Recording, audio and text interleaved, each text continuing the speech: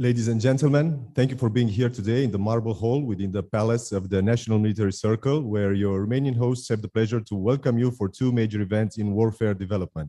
The finals of the NATO Innovation Challenge, bringing together academics, researchers, and startups in order to solve complex challenges facing NATO nations today and in the future, and the Layered Resilience Seminar that started yesterday and will continue today, a seminar during which the participants have already, or will during today's session, have to get to a better understanding and a joint common track for the layered resilience concept. Innovation Challenge is organized by NATO's Allied Command Transformation Innovation Hub in partnership with the NATO Communication and Information Agency and hosted by the Romanian Ministry of Defense. Telling you more about these events, what these events mean for NATO, I have the pleasure to invite to take the floor NATO Supreme Allied Command and Transformation, General Philippe Lavigne. Mon général, vous avez la parole. Merci beaucoup.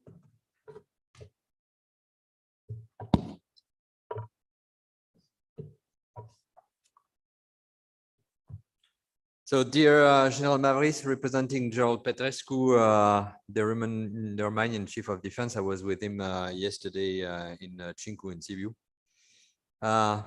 Major General Inchikas, Chief of Department of Armament, Rear Admiral Lischman, Vice Shot for Support, dear Didier, dear Antonio from NCIA, dear host and guest of the Layered Resilience Seminar, members of the jury of the Innovation Challenge, estimated finalist of the Innovation Challenge, ladies and gentlemen, good morning. So I'm very happy to be here today for at least three reasons.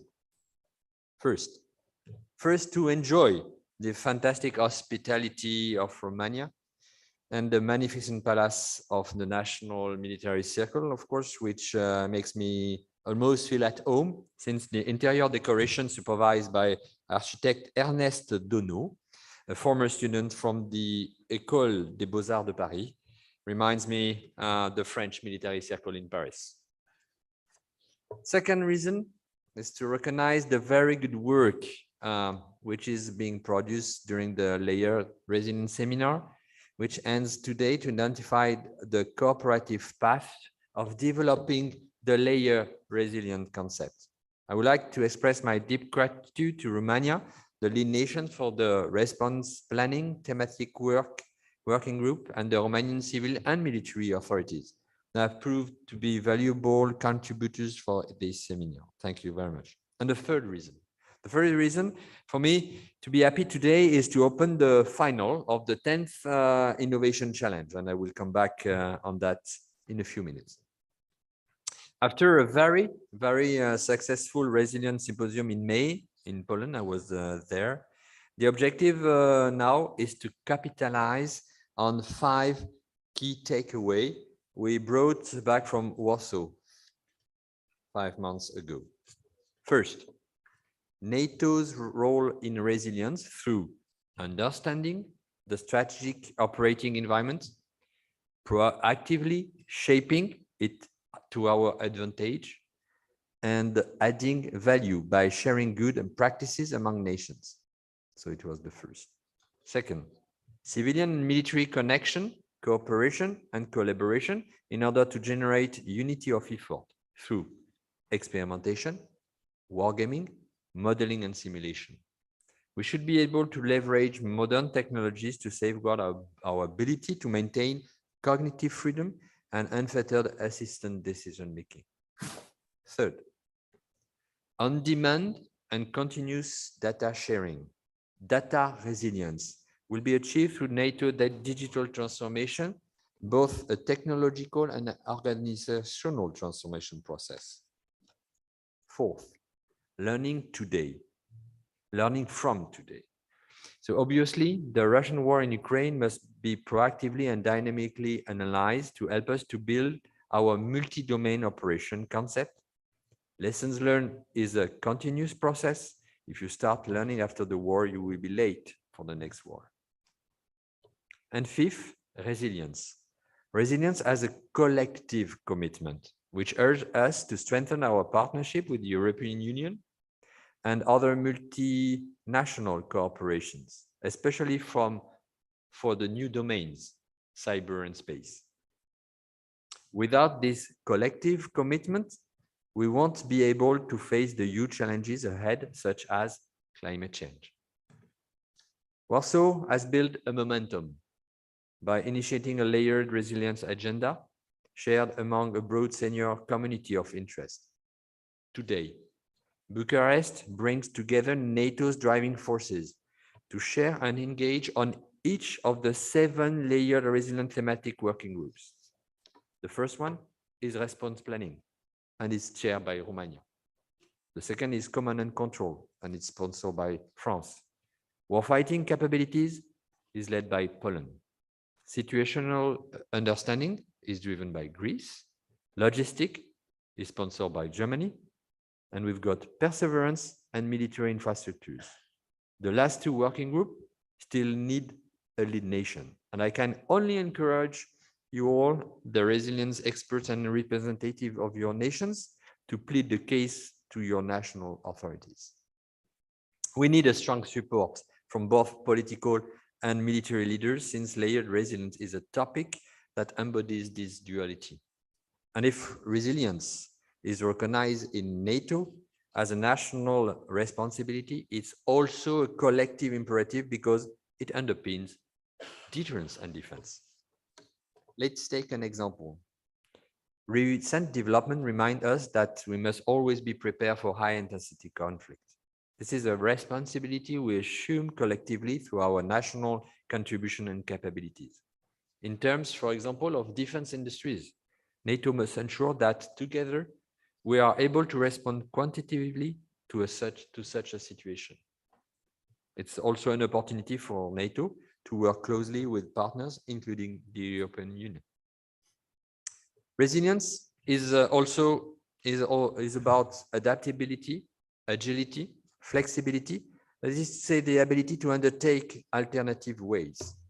So resilience also requires an innovative state of mind, and it is only logical to pick resilience as a theme of the 10th Innovation Challenge.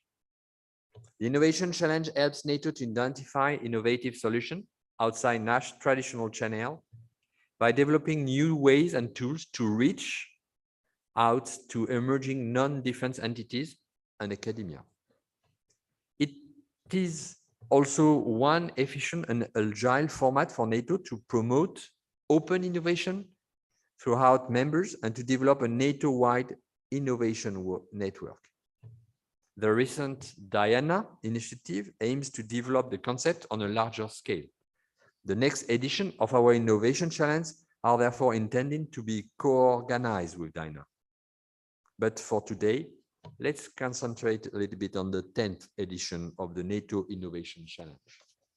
The scenario, based on the actual and practical needs in the context of the Russian aggression in Ukraine, is the first NATO Innovation Challenge at ICT Innovation Hub co-organized with NCIA. In 2 months, we received 81 solutions from 19 different allies. It's the largest representation since the creation of NATO Innovation Challenge in 2017. So by choosing a common venue and theme, this Innovation Challenge feeds into our ongoing reflection on borders and regional stability on NATO's eastern flank. The result should therefore be naturally aligned with current concerns and capable of providing practical solutions to security issues. The 10 finalists address the challenge topic, data management and security in the context of reconstruction efforts. They were selected on 3 criteria: innovativeness, usefulness, and feasibility. Coming from Croatia, Germany, United States, Latvia, Norway, France, this project proposed resilient solutions built upon secure data collection, fusion, and distribution boosted by artificial intelligence. Each team will present its project in turn, and the competition promised to be fascinating and the perspective mutually beneficial. So the 3 winners will be offered, in addition to their prize, the opportunity to showcase their project at the NATO H conference, a major event hosted by NCIA in Mons, Belgium, centered on technology, collaboration, and partnership. I'm looking forward to seeing you there for the award ceremony. One thing is certain about these innovation challenges. At the end of the day, NATO as a whole is the big winner. So to conclude, resilience has a capacity to resist and recover from shock, absorb the damage, and resume functions as quickly as efficiently as possible, requires a comprehensive, holistic approach and a successful collaboration between civilian and military stakeholders as two mutually reinforcing layers. Today, in Ukraine, we witness how much resilience relies on this complementarity, but also, more simply, on people will to fight and their leadership stamina. So let's not forget that everything we do, the innovation, the concept, the doctrine, we do it first and foremost for the NATO's warfighters.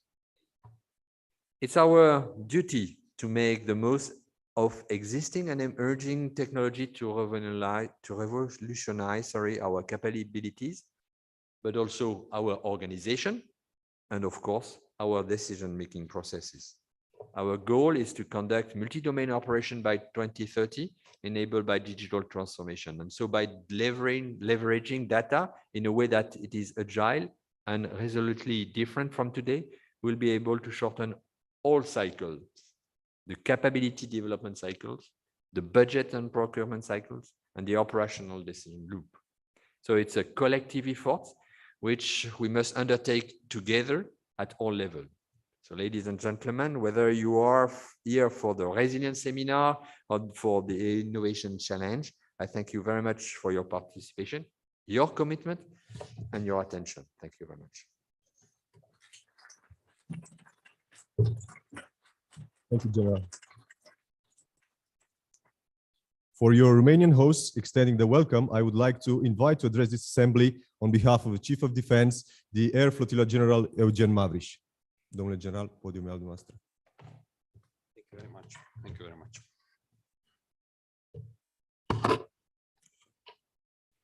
General Lavigne, Major General Incikaș, Admiral Lișman, General Polom, Mr. Calderon, distinguished audience. It is my honor to address both the audience, Layered Resilience Concept Seminar and the Innovation Challenge events on behalf of Romanian Chief of Defense. I am very glad that Romania is hosting these events and that we can contribute to finding common ways to conceptualize resilience. There is no mistake that the innovation challenge them is also related to the resilience. With the National Defense Strategy 2020-2024, Romania assumed to make consistent efforts to transform itself into a resilient state, capable to respond adequately to the unpredictable and extended evolution of the security environment. From the early stages, Romania positively responded and supported NATO warfighting capstone concept and war development agenda, the contribution also to the allied layered resilience concept seminar.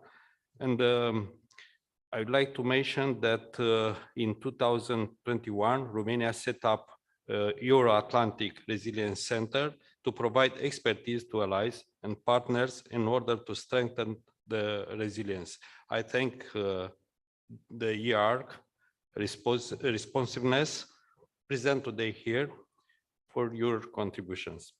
Unfortunately, here we are meeting in the context of Russia's unprovoked and unjustified invasion of Ukraine. Russia's unprecedented aggression against Ukraine marked the beginning of a hybrid war against the West, sending a strong signal to all of us that we need to strengthen resilience at the allied level. We have a highly conclusive example of the importance of resilience right here on our border. The resistance of Ukraine's military and civil society against the Russian aggression is a demonstration of the crucial importance of military and society resilience. I strongly believe, ladies and gentlemen, that your knowledge and experience will conduct to the necessary quick steps to developing the military resilience thematic areas: command control, war fighting capability, situational understanding, logistic, deployability of forces, perseverance, response planning, military infrastructure, and eventually the best solutions of the innovation challenge that will be chosen today. General Lavigne, distinguished audience, as it was mentioned by our Secretary of State, Simona Kociucaru, and General Petrescu, Chief of Romanian Defense, Romania is very committed to support all efforts when it comes to resilience and innovation. As I mentioned, through innovation, we can increase our resilience. And it is not an easy thing to have a resilient state. As I mentioned, nowadays, when security environment is so complex, to be ready to absorb a shock and to recover itself after that, it's in very short time, it is of paramount importance. And regarding innovation, we visited yesterday Land Forces Academy, and we saw younger cadets who, after their classes, they spend time working on innovation projects. We can say that they have very, very committed to find a new solution for new capabilities. And not in all domains, in all areas of interest. Finally, I would like to thank you for being here, for all of you, for these two important events, and thank you, ACT and Personal General Lavigne, for your effort in developing new concepts, in getting new ideas, which are so useful in building new capabilities and moving forward with our preparation, our training. Thank you very much for all of you.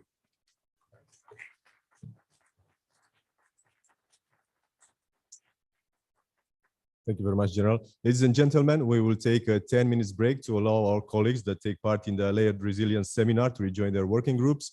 And we shall reconvene here to see the presentations of the 10th edition of NATO's Innovative Challenge. So 10-minute break. The participants in the Innovative Challenge are asked to take contact with my colleague here for a group photo. See you in 10 minutes.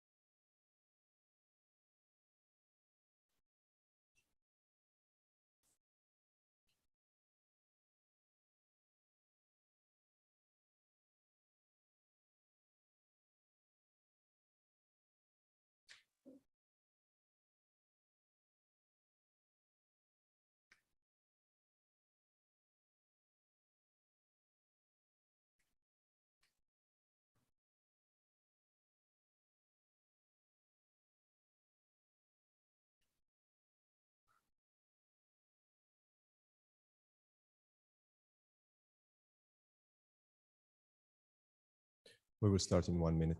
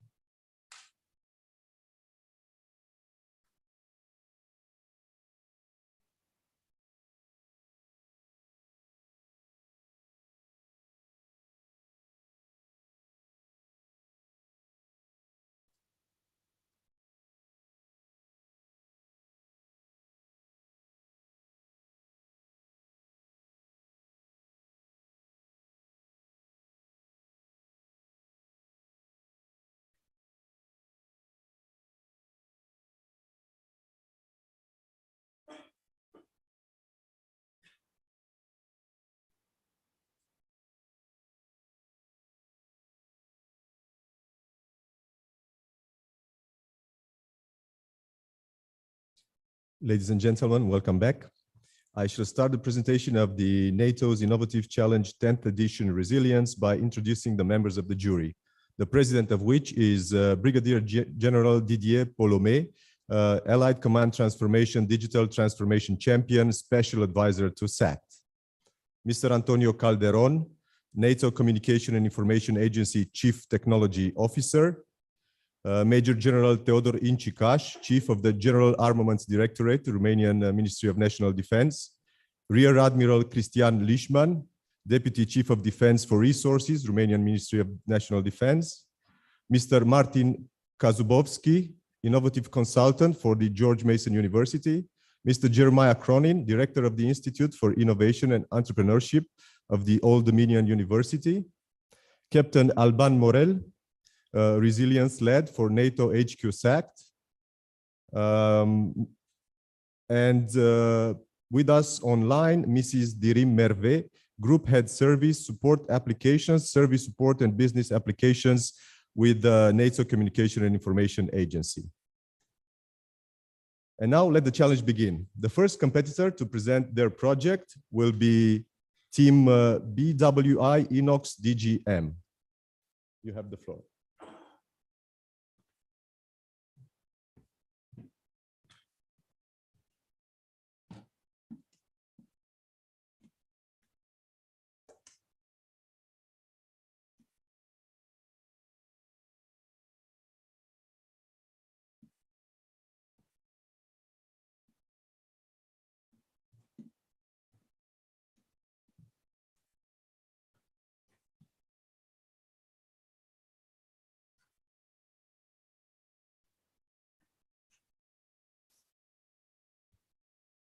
You can start. You have 6 minutes for your presentation. Okay. I'm just waiting for the presentation. All right.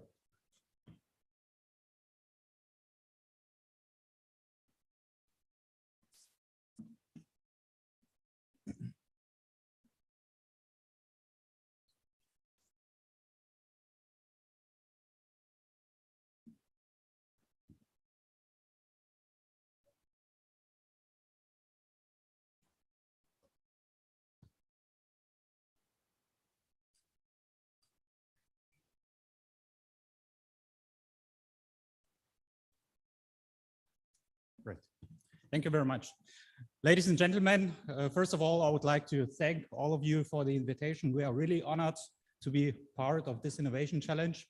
And first of all, I would like to introduce myself and my colleague. My name is Andre, and this is Klaus. We are both part of the innovation unit called InnoX, which belongs to the company BWI. BWI itself is the IT service provider, especially for the German Federal Armed Forces. And today, I'm proud to present DGM. DGM stands for Digital Material Management. And it's a mobile application that will revolutionize the process of the completeness check in the military forces. First of all, I would like to show you the current process of the completeness check, and afterwards we will show you our vision of the future. On this slide, you can see the old-fashioned process of the completeness check on the left-hand side. And this is what it looks like. We've got such a sheet of paper with a lot of tables. And taking the situation, a soldier is being commanded to a new unit. Usually he has got to take over new material. This material can be worth several millions of euros. So what does he do? He's got all the material lying in front of him, and he's using this table, just this table. And he's trying to figure out if the material is complete. The problem is, a lot of the material is quite new. So the soldier has got the problem to figure out, do I have all the material that I need? Or is anything missing? And our vision is to present it using an application, as my colleague is showing right now. We've developed a mobile application which will help the soldiers in the military forces to do the completeness check. As I was serving in the military forces, I was commanded to Afghanistan, and I had the same situation. I had to take over an armored vehicle, and all the material which belonged to the vehicle was lying in front of me. And I had the same kind of table, and I had to figure out if all the material is complete. And a lot of the material was very new for me. Yeah? So I had to guess if everything is complete. And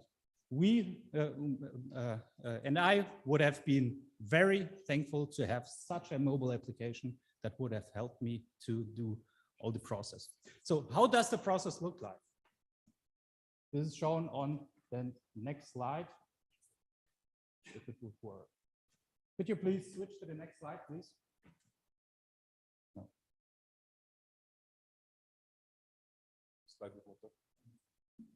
Thank you very much. We've taken a two-step approach. The first step, we wanted to give a direct benefit to the soldier. What we've done is we've digitalized the current table set, and we've added direct value by adding exact photographs of the material, which means the soldier is standing in front of his material and he sees what should be there using the photographs. And the next step, this is where the innovative magic comes into play. We've added artificial intelligence, which means the soldier is able just to take the tablet, take a photo of the material lying in front of him. The artificial intelligence will analyze all the material and check mark all the material that it recognizes. If we take a closer look at these two steps, I would like you to switch to the next slide, please. Thank you very much. This is what it looks like. The material is lying in front of the soldier, and he's got the table in front of him, and he's got additional photos of each part of the material set, so that he can say without any doubt that I've got the right material in front of me. And this function works everywhere. You don't need internet connection for it. So you can go on an exercise in the field, you can go on a mission without any internet connection, it will be working without any problems. On the next slide, good, thank you. You've got the innovative part. This is where the artificial intelligence comes into play. The soldier takes a photo of the material, and as you can see on the left-hand side, the artificial intelligence analyzes all the material that is being photographed. It puts boxes around it with a confidence of, let's say, 95, 99%.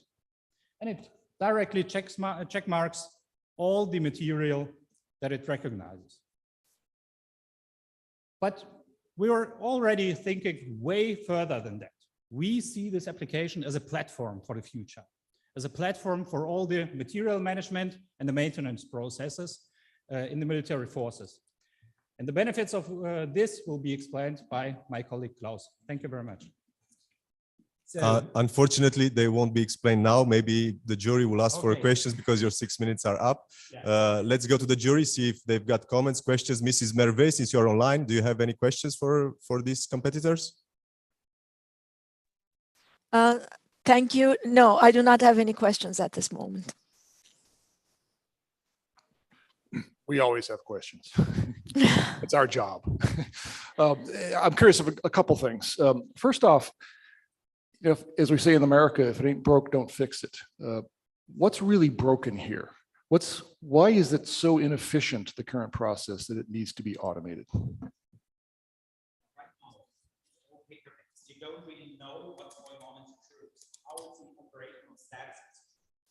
That's a big benefit of our application. We have our data set. So it's a big benefit. You can analyze how's the status of my troops. Are they ready to go somewhere, or are they not really ready? Nowadays, you don't really know it. And with EBM, you know it from a soldier level up to the whole army. You have a more or less one click. What is the status? How is something missing? You can get a clue, for example.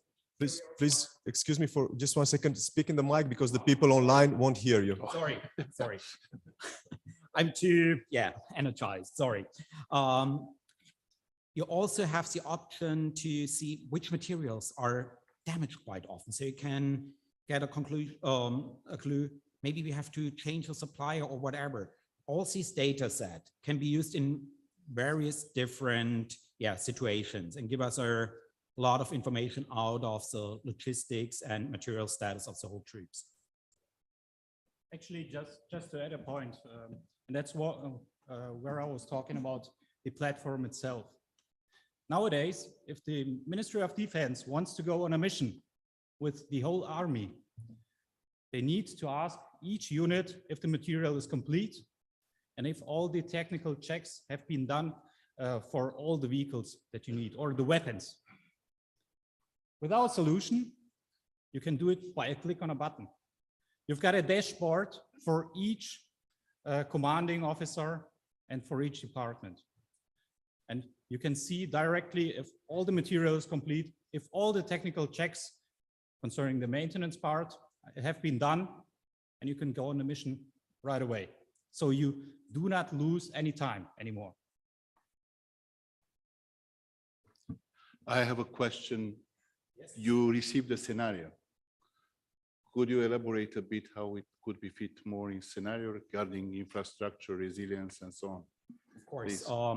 For example, the scenario describes a very chaotic situation. Right now, we know what we have in front of us. We just have to check it. But we can also, for example, use it in the opposite way. We have unknown material in front of us. We don't have a clue what it could be at all. It maybe even could be, dangerous material. And the app could, because it knows most of the military material, could give you a clue what do you have in front of you. It could warn you, take care, it could be dangerous for you. There are chemicals in or whatever.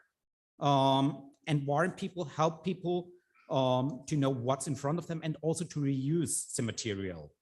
What's nowadays often wasted. We have also known it from the German armed forces. Often they don't know what's in front of them, so it's going to be thrown away. If you know what you have in front of you, and especially in the scenario, you're thankful for every material you can use again and bring a benefit into the country. And I think the data and the use case itself, the app itself, could help to provide a more resilient environment here.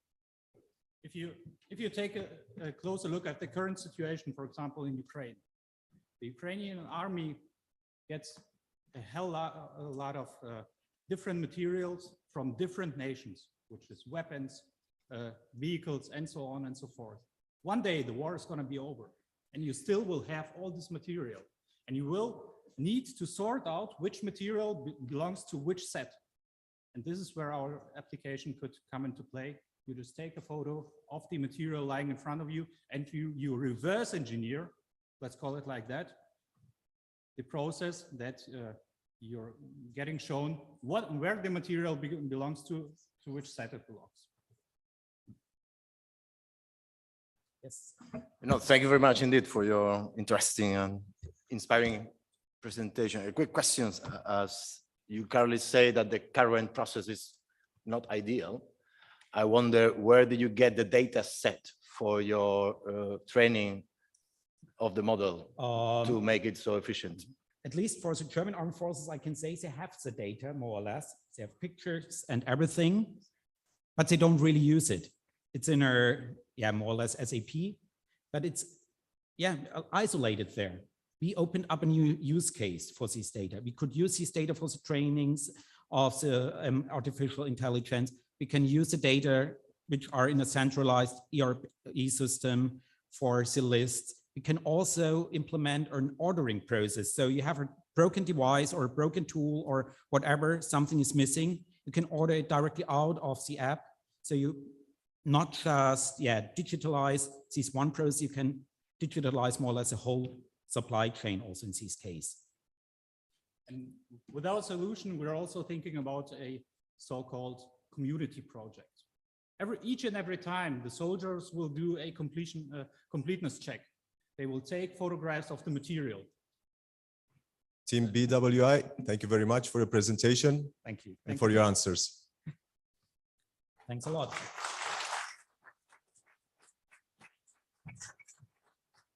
Our next team will be presenting online. It's team ZPIIC. So once we have the connection on, your 6 minutes will be counting down.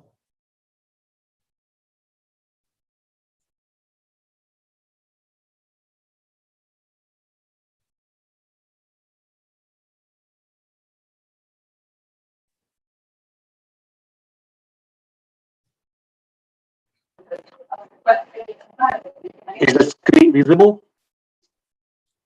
We can hear you.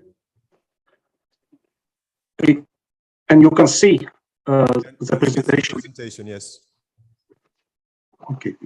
The presentation will be about global supply chains and how we can help with model-based simulations to enhance resilience. Already Secretary General this summer has noted that our reliance on the import of key commodities like energy and exporting advanced technologies like artificial intelligence can create vulnerabilities and weaken resilience. This raises questions. What do we actually know about the alliance and partners' reliance on global supply chains, and can we improve them? What do we know? We know that global supply chains are everywhere. 70% of international trade involves exchange of intermediate inputs, and we know that global supply chains are increasingly complex. Is this information sufficient to answer the relevant questions? For example, the global supply chain reliance of our companies, foreign dependence of our economies. Let's have a closer look. First, let's have a look at the firm level. These are two firms, one of our partner nation, one of our, let's say, systemic challenge country. They both have around 4,000 or 5,000 input suppliers, input suppliers. The issue is that they have around half of these input suppliers are in common. And now imagine what would happen if there would be a stop in supplies of inputs. The firms would stop immediately function. Looking at the aggregate level, if you look at the reliance on intermediate input supplies from, let's say, challenging countries, for example, from China, we can see that, for example, our partner nation, Japan, manufacturing production use 10.7% of inputs from China. Similarly, dependent picture is on the output side. For example, our partner country, Japan, reliance on China on output side is for inputs is 14.4%. All this is not that bad if global supply chains work properly, so we shouldn't be worrying that much. However, since 2020, global supply chain pressures are at historically high levels. It all started with pandemic, but they have never recovered at the pre-pandemic levels, and they are still now war-related, of course, but they are at very high levels, which means that vulnerability.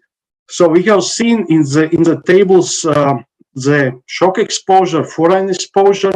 We have seen vulnerability just in the pressure index, and this together makes the uncertainty, risk, and ambiguity of our global supply chain. So what can policymakers do? They can try to minimize the first left-hand side variable minimize exposure or reduce vulnerability.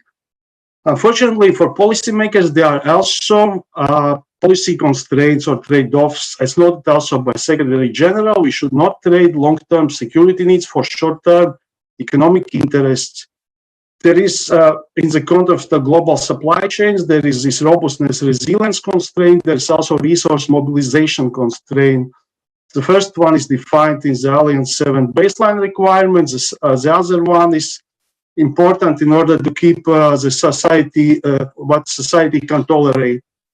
The issue is why we started all this is that it's a non-trivial task of decision makers to consider all these simultaneously. The variables what decision makers can affect, political feasibility constraints, and of course, in each particular context, there are dimensions that are important: temporal, sectoral, spatial. What we offer and what we do, we have built a model to support decision makers with evidence base. The scalable data model has all these same components what we just saw. Conceptual framework is an established framework and it's parameterized with public OECD data. That's the data flows in the model. Then we construct for illustrative purpose a number of scenarios. Here we have 3 scenarios: baseline no shock scenario, demanding circumstance scenario, and most demanding circumstance scenario. And we get some shocks and results. The red bars are policy interventions and policy costs under 3 different scenarios. We have the responses, the thick black line, and we have the constraints, the resource mobilization constraint, and resource resilience constraints as dashed red lines. And to summing up, the decision making by considering all the relevant socioeconomic, political, economic factors simultaneously is a non-trivial task. Both the ex post and ex ante evidence base for decision makers to enhance resilience can be improved, and model-based evidence can support decision makers in identifying relevant, effective, and efficient strategies. Thank you.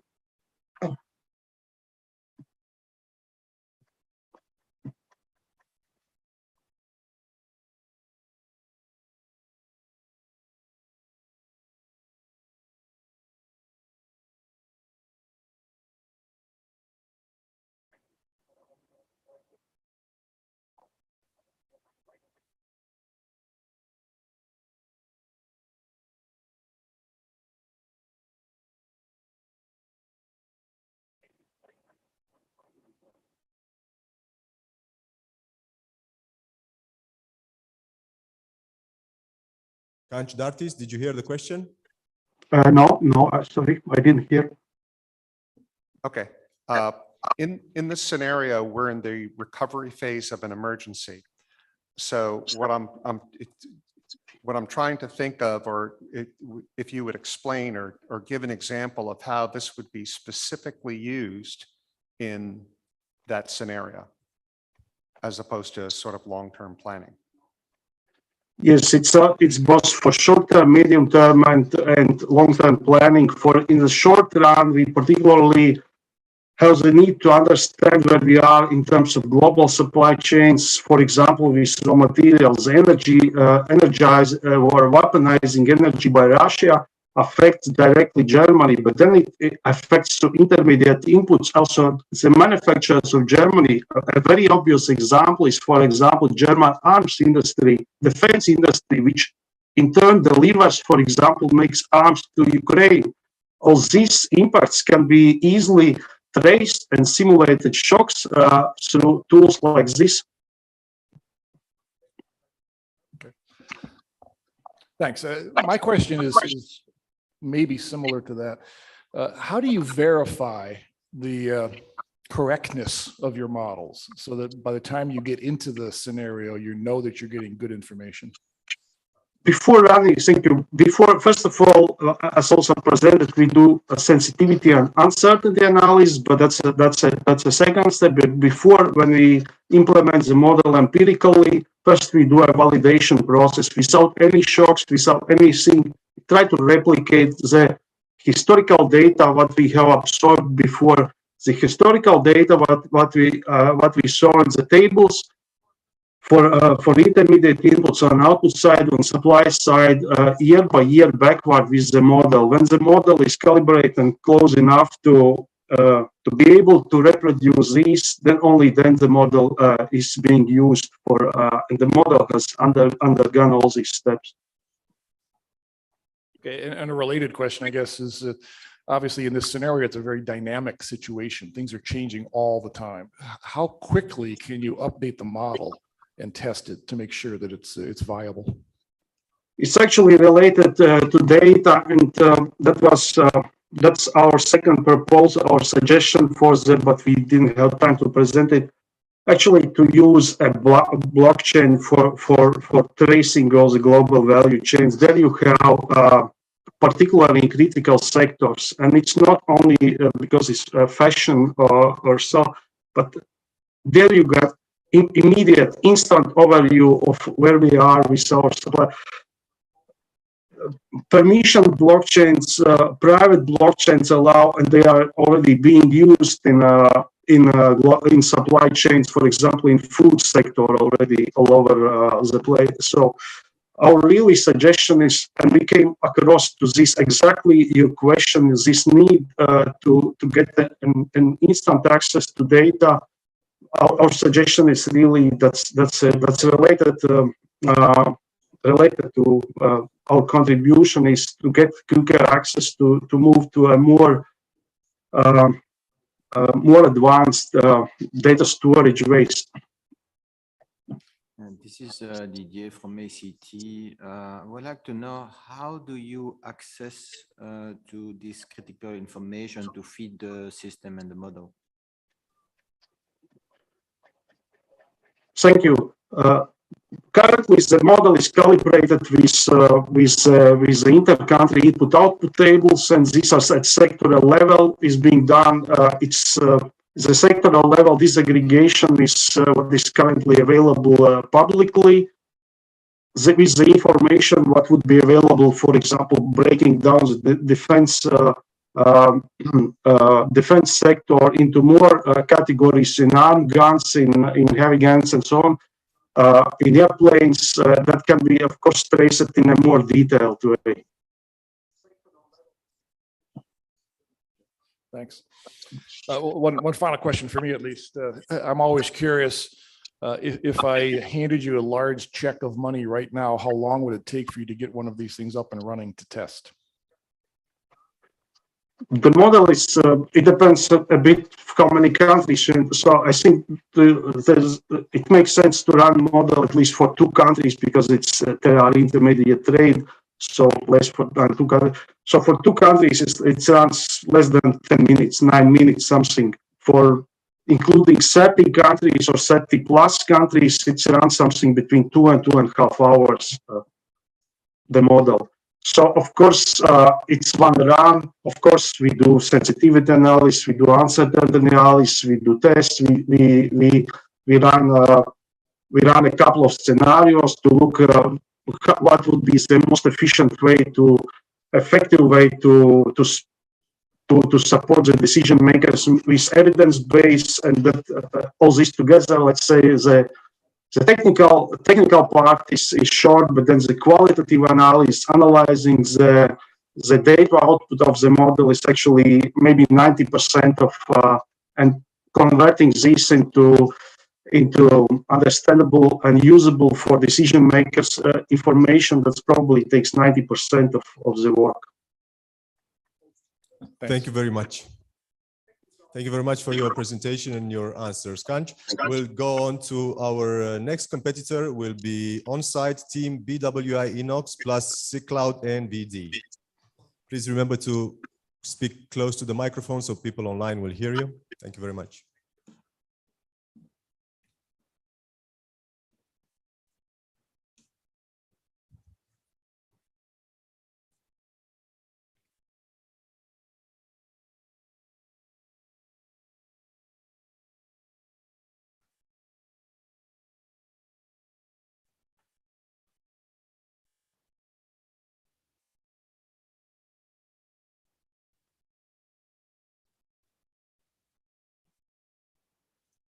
Hi, everyone. We are the team BWI, InnoX, and Seclus NVD.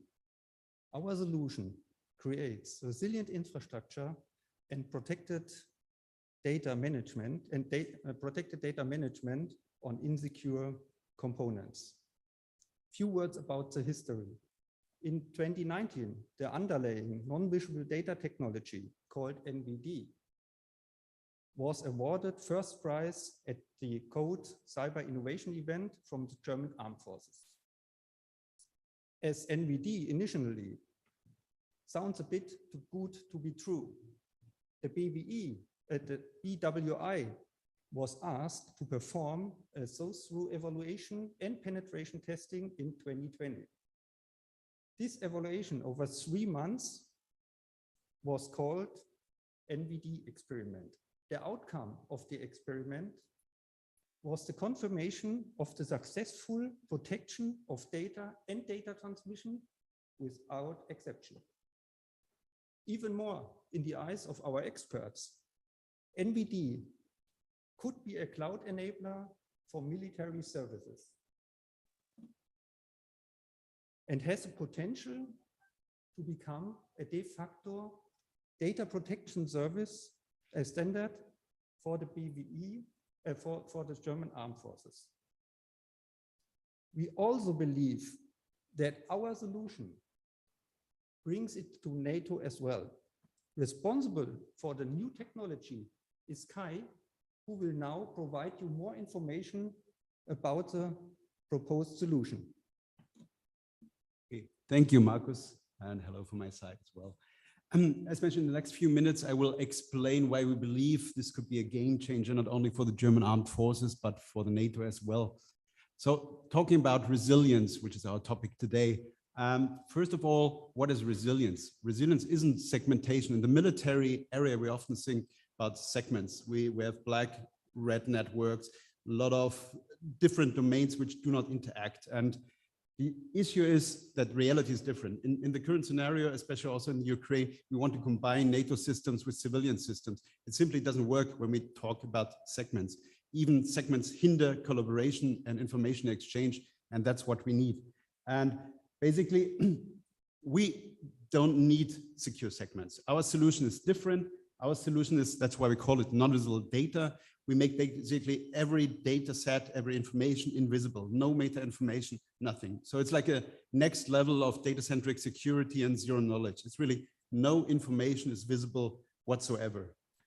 Even more important, and that's the second part of the solution, is data control, because you have to be in control of your data, especially when you share information. Currently, you have to trust the others that they don't abuse your information. Therefore, we invented a completely new cryptographic access control system to provide you 100% control, even if you share information. You can revoke that information. You have temporary access to information that's completely different. So that's the first part of non-visible data.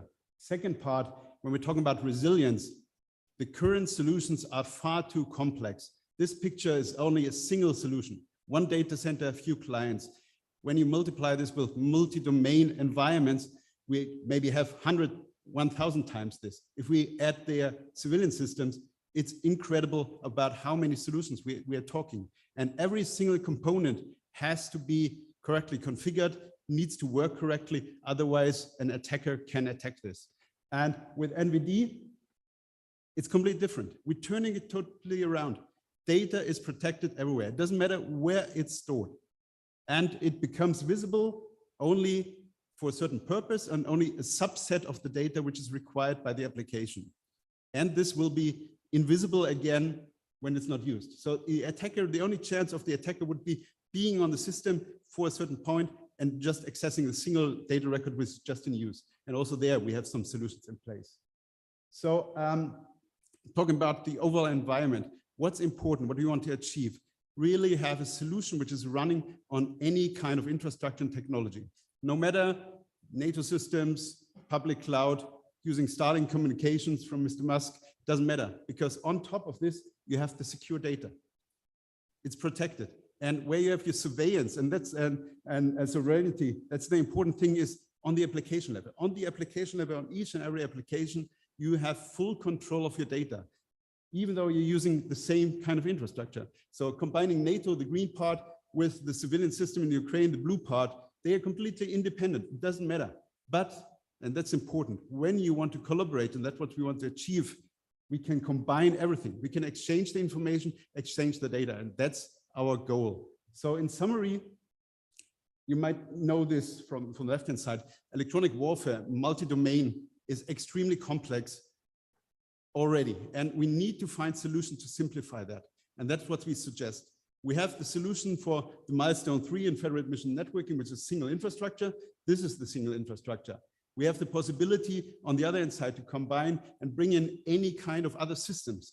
We have it's simply a new way of using data, really turning it around. Data is protected by definition, and you have to ensure that you control it, but temporary and purpose-driven. That's completely different how we use data. And this is like the basis for any kind of application. Thank you very much, Team BWI, SECLOS, NBD. We are now waiting for the jury's questions or comments. Mrs. Merve, do you have anything to ask these competitors? Yeah, thank you. I just have one question. What does it take for the existing networks or applications or data to transition into this environment? It's a question on the feasibility. Over. So basically, that's the interesting part. It doesn't require that much because it's basically we're enabling. It's really completely different than we're used to. So instead of changing everything, we're reusing and leveraging everything. So we are enabling new applications or changing the application in the way that they simply work.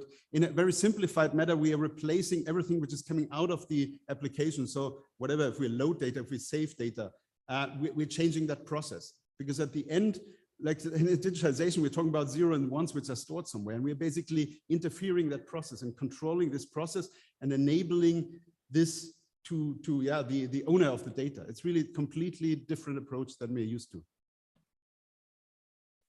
Did it answer your question? Thank you. Thank you again for the inspiring and provocative new, even philosophy approach, which is commendable. Now, back to reality.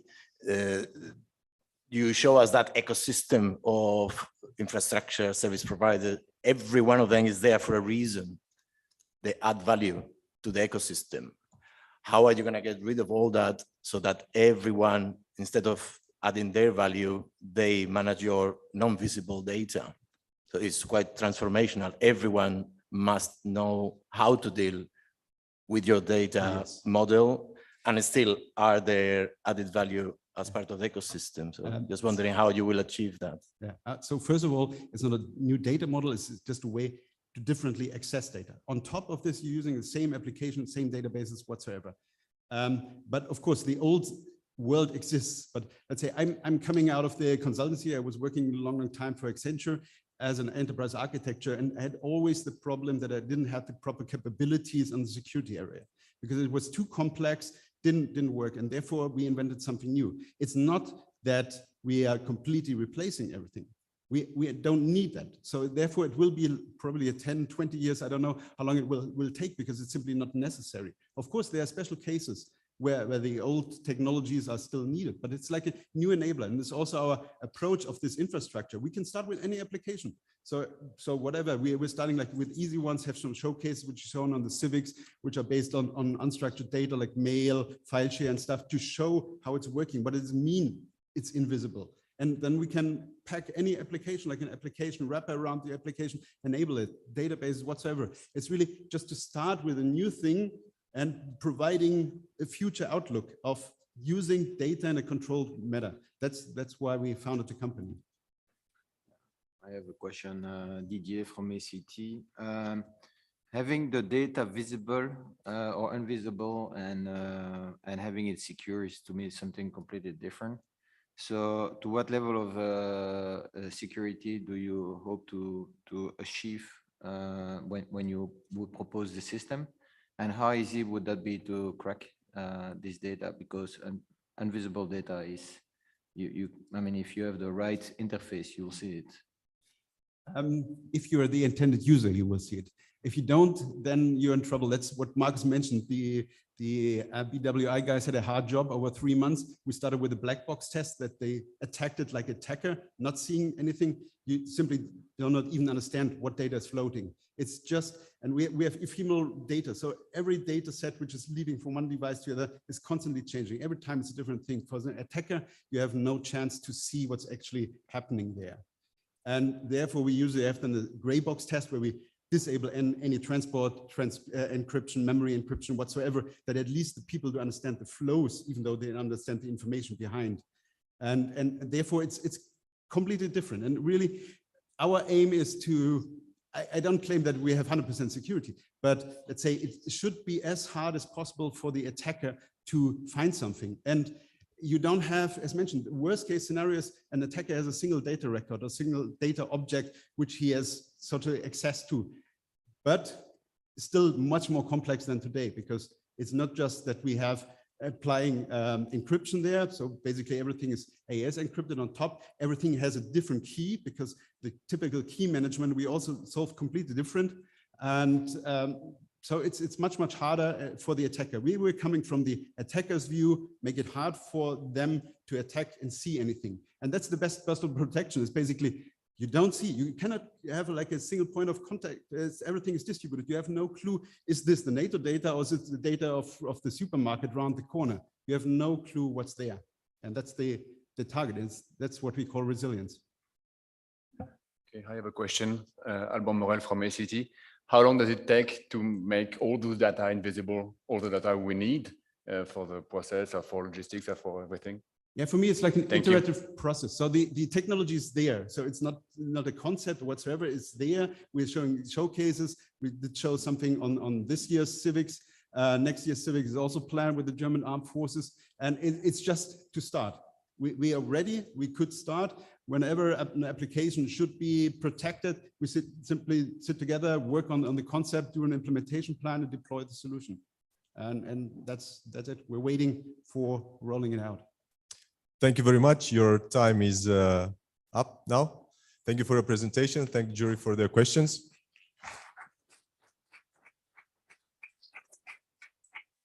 Our next finalist will be presenting from online. It's Team UNIST.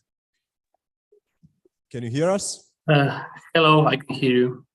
I will share my screen now. We can hear you too. Okay. Do you see my screen? We have your presentation on now. Okay, I'll start. So I'm Marco Mladineo from University of Split. And our concept is a bit different because we were looking at this challenge from managerial perspective. So I will present RECOVER-ICE, which is the information system for quick response and resilience building in post-war rebuild and recovery operations. Just a few words about us. Basically, we teach students at engineering faculties and also Navy cadets at military maritime studies. And I want to highlight 3 important collaborations that we had in past with Coast Guard of Republic of Croatia, Croatian Mine Action Center, and International Mine Action Community. When I was a 7-year-old kid, there was a war in my country.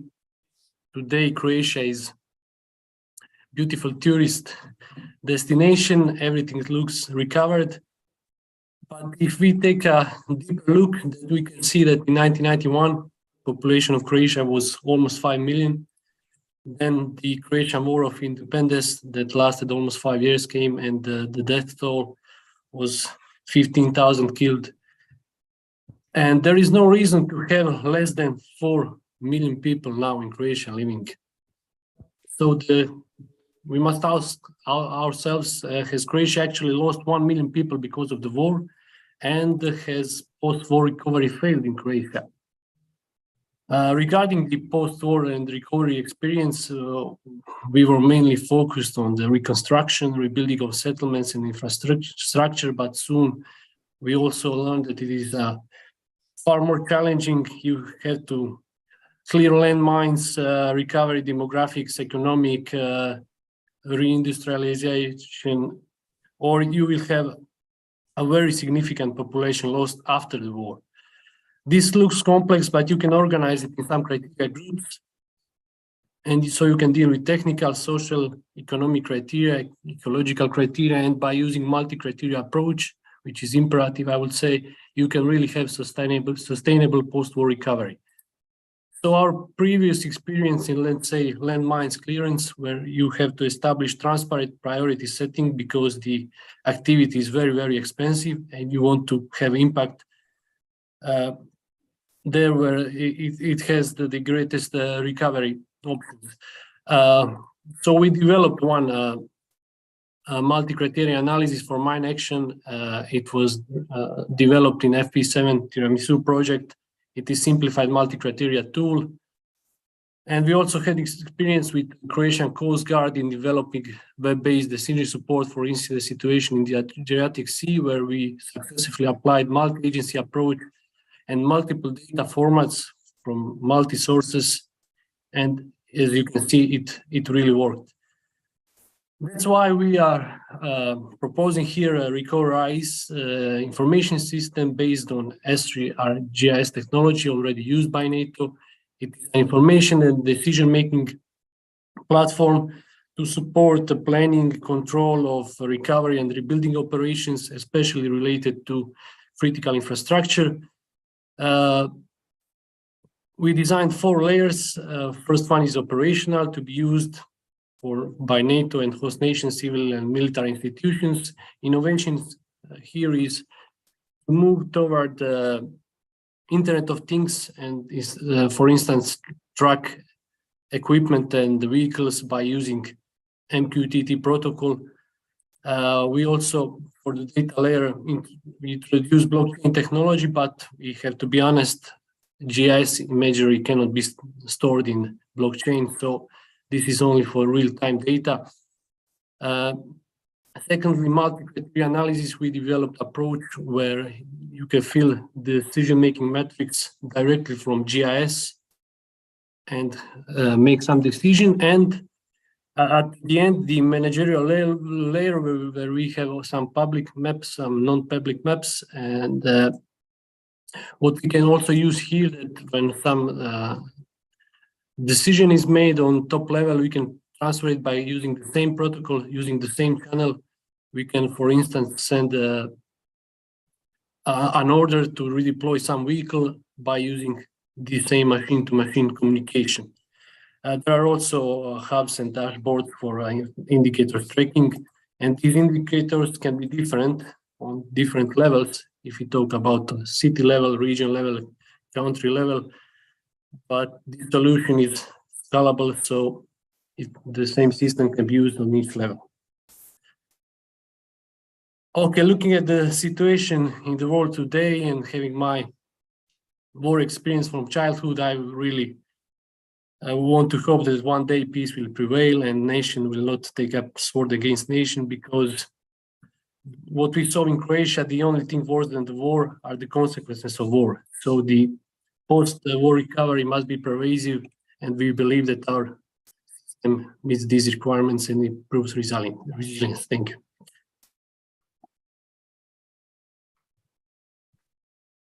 Thank you very much. Thank you for your attention. Mrs. Merve, do you have any questions? I saw many components that we already have in our military command control systems. So my question would be on the innovative part. What do you think the innovative edge that you bring into this information system specifically, please? That's all. Over. Yes. Well, first of all, we are tracking vehicles on our screen for more than 20 years, but now we want to move toward machine-to-machine communication based on Internet of Things. And second thing is the use of blockchain, which can be used as geo-blockchain, where one message in blockchain doesn't only have timestamp, but it also has a location. And it is very useful for this real-time data that is coming every second and so on. All right, thanks. I may have missed it. But I'm still a little confused about the operational use of this thing. Do you see this as being more strategic or more tactical? How do you imagine people using this to make better decisions?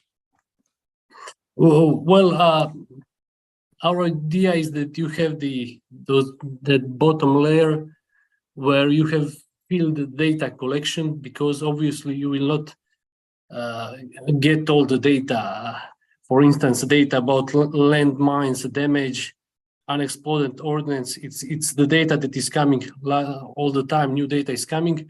So you have on the bottom this field data collection for all kind of agencies of the host nation and also some NATO agencies. And on the top you have that managerial level where you can use all the data to make strategic planning, operative planning, any kind of decision. That's the idea.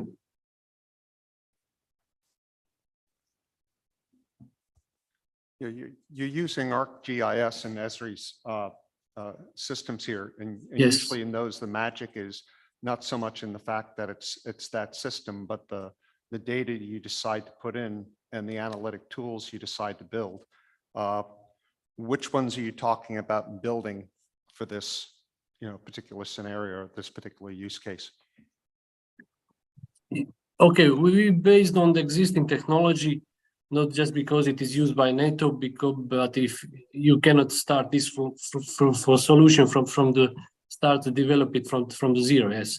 So we use the existing and proven solution as ArcGIS, but our main expertise is multi-criteria analysis, especially filling the decision metrics, different criteria. For instance, you have criteria ecology, and then you fill it with the data from the GIS. It is semi-automated process, not completely automated, but it's pretty automated. I'll keep asking questions. I've got 3 more minutes. You're right. It's really all about the data, isn't it? And in a really complex, rapidly changing environment, how do you verify that the data you put in really is true, really has some ground truth to it? Or are you relying on the user to verify the provenance of the data? Yes. I agree. That's a huge challenge. You can have one thing on the screen and one completely other thing in reality. But my experience, I'm industrial engineer, and you probably heard for Industry 4.0, and there is a lot of talk there about cyber physical systems, digital twins. And you can only have digital twin if you have some Internet of Things devices that are sending real data that doesn't need to be verified. And that's why we want to emphasize that approach in our solution.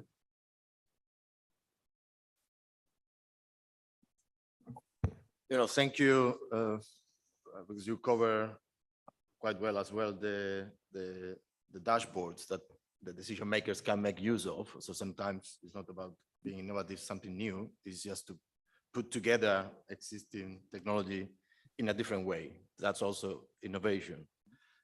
Now my question is more towards point number 1 on interoperability. How do you ensure that your system of systems of technologies is interoperable with the other existing data sources coming from NATO countries or partners? Yes, you cannot do it with some kind of data adapters. That's why I show you our solution for the Coast Guard, where we designed all set of data adapters. We were even receiving the raw radar data, which was translated into textual file, and then the application was reading textual file.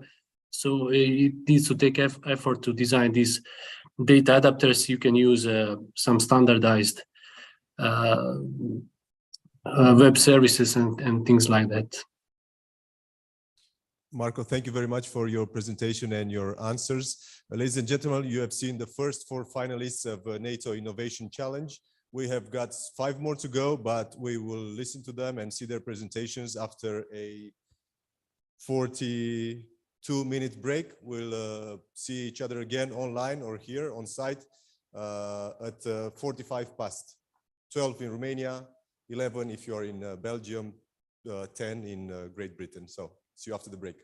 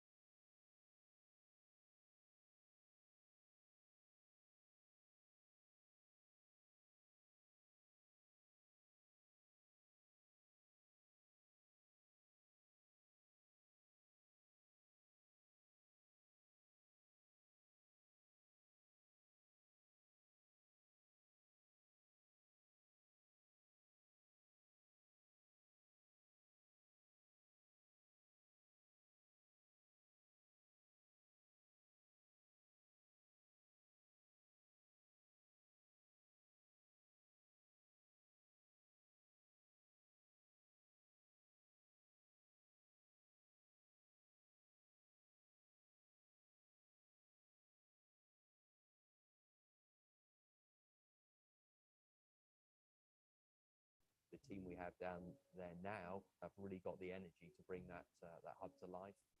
And it's essential that we can continue to get new staff officers into this headquarters that have those skills, such that we can maintain the momentum.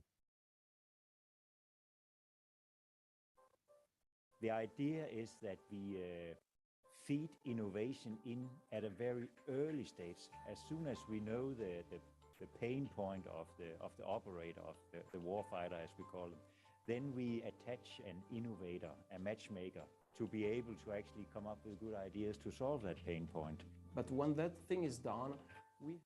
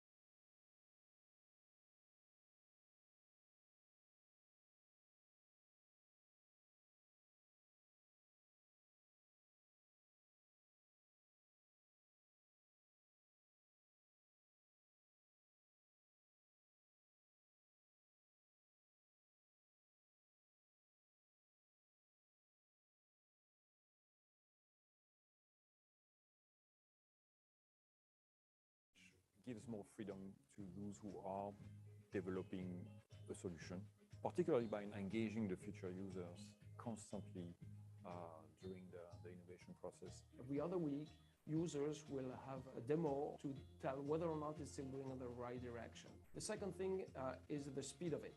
Everything has to happen so that the solution development is not longer than 6 months and makes that the project delivers in less than 1 year. As part of the solutions that we try to develop pieces of software, experimental pieces of software, we call them minimum viable product or demonstrators, depending on the level of sophistication. The important thing about software development is the notion that it is never done. It very much is incremental and spiral development, where you come back to the same start, but in a higher level. It may be a 40% solution, but at some point, together with the operator, we will have something that is viable. But it gives enough information to inform requirements that eventually will deliver that capability. It's also been a way to prove we can do this within NATO. We can build our own software, and it's delivered in a much shorter timeline. The standard waterfall programmatic approach to developing capability might work if you're developing runways and infrastructure, but if you're developing something which is a really non-tangible, such as software, then using a different methodology with innovative technology and agile technology is a much more successful way to go forward. The chief of staff of our community here uses the I3 initiative, the initiate, innovate, and imagine kind of model. And in that, we create products that we can hopefully steer into a capability in the future. I help as a software application that handles large amounts of data to help the crisis management communities come up with decisions of the best way to move NATO equipment into an area that is either devastated by some crisis, whether it be natural or man-made. Texas is an intelligence, surveillance, and reconnaissance application, primarily directed to supporting Allied Command Operations AirCom Division to help them process large amounts of data, to help them provide their commanders with quick decision-making opportunity on the intel that they have been receiving. And so it really streamlines and makes everything faster in the field of exchanging intelligence information in the air environment. So the Cognition project is one of the latest priorities that we have started to address. How do you build resilience in your population against fake news or against hearts and minds operations? How do you build resilience against being manipulated? There's so much to discover and to learn from industry and academia. DTEX means disruptive technology experiment. And the purpose of such an experiment is to inform NATO about new technologies, new concepts, new capabilities that could be useful in the future. So what happens during a DTEX is you have a scenario that has elements that are both realistic and futuristic. You're basically gaming out to see how well these technologies fit in as a solution. The DTEX produces an assessment of the solution and a de-risking of new concepts. But with the wisdom of the crowd, we get very good feedback on how good a new solution might be and how it can be used. We are just completing now a study on the question of trust in autonomous system, which was addressing its difficulty to deploy autonomous systems in our current organization because of a misperception of the users. And so we have been running a series of experiment DTEXs to assess how trust in autonomous system was actually good or not, how can it be boosted or can it be mitigated given the usage of autonomous system in military operations. Digital triage assistant is a project we are running together with Johns Hopkins University. In a nutshell, it tries to help medics to get a quick diagnosis when they're facing a wounded soldier. The triage assistant is basically a wearable, and the idea is that if they are injured, digital triage assistant takes the individual soldier's biological metrics, and that is used as an input to the medic's decision on whether this person gets treated first, second, third, etc. I think the digital triage assessment from the perspective of engagement with the Innovation Hub was really successful. We'd never be able to do that ourselves. So Innovation for Defense is a program that allows classes of university students to solve one NATO problem. And they are guided by their faculty or staff and mentored by the NATO experts. So basically, the digital triage assistant came out of the Innovation for Defense project. So a very good example of how students actually are solving real-life problems for NATO.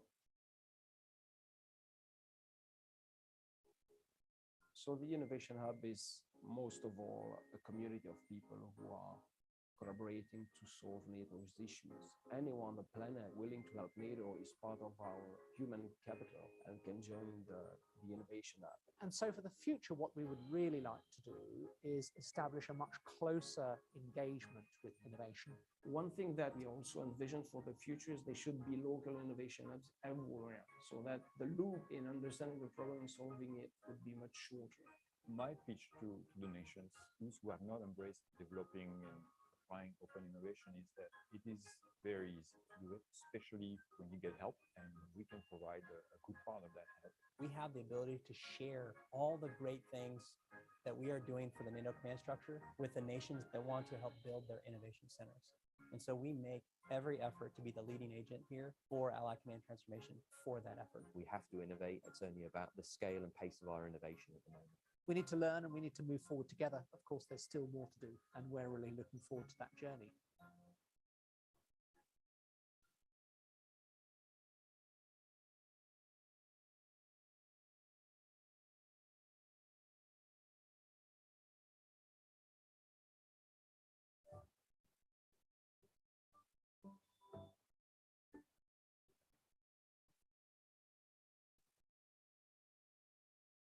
Innovation really matters to Allied Command Transformation because we're looking at how we are adapting the military instrument of power for that future security environment. But the technological developments that are occurring around us are occurring at a pace we've really never seen before. And if we don't innovate to try and understand how those technological changes are going to impact the alliance, then we can't respond. So we've got to innovate in order to be successful. Just by using the military expertise, we were unable to solve some of the issues that we were facing. And so we tried to get the outreach to non-traditional actors to help us solve those issues that we not classified yet.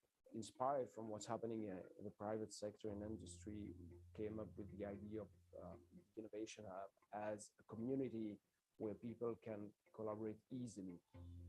The mission of the hub is to bring some out-of-the-box solutions to our problems. And so we created a kind of network reaching out to academia, industry, think tanks, NGOs, non-governmental organizations, and tried to see whether those people were able to help us. The Innovation Hub needed to be open to the public, so it's not located at the same place exactly as the NATO command, which is on the Navy base. We are outside of the base. We are actually on the campus of Old Dominion University, which is the largest local university, and it's very convenient because this place is in the middle of three of our major communities: academia, industry, and the military. We really want to help and support the rest of the command. So our most useful tool is a pair of shoes to walk around the corridors of the HQ and ask teams, the project leaders and subject matter experts, say, are you facing a difficulty here in your project? Can we help? So a NATO staff with a problem would get the support from the Innovation Hub in a way that that person will be put in a community of tens, if not hundreds of people who are interested in the same problem but have different ways to tackle it. We have to be able to keep pace in order to preserve our military edge with innovation that's occurring around us. But of course, innovation allows us to draw from a very diverse group of people from all ages, all backgrounds, and they may well have some very different thinking and perspectives, which we absolutely want to hear and embrace. It's an overused saying that innovation is a culture, but I think I really mean that in ACT.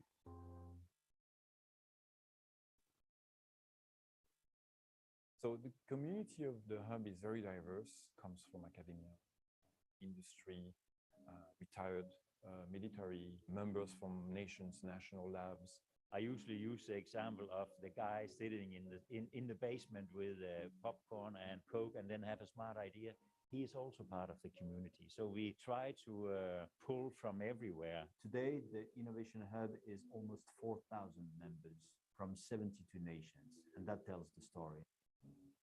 We have to realize that the most innovations, most R&D is not happening in the military world any longer. It's not necessarily the defense industry that is at the edge of everything that is happening, but very much small and medium-sized companies and startups very much have innovative ideas that we can use for security purposes. The Innovation Hub allows the NATO command structure through Allied Command Transformation an opportunity to have a conversation with a variety of small companies that want to just see how they can help NATO. For NATO to stay current, really needs to be out there looking at new technology as it's developing and to help with research, to help mold it. I don't see there's any way to compete without being involved in tech. I think it's really crucial, not only connecting with industry, but also to academia. Those guys, in particular, the students, have a very, very broad vision on particular things that we don't have as a military. Our students really have the opportunity to work on these cutting-edge problems and provide novel solutions and directly to key NATO stakeholders. Students generally leave this with very positive feelings.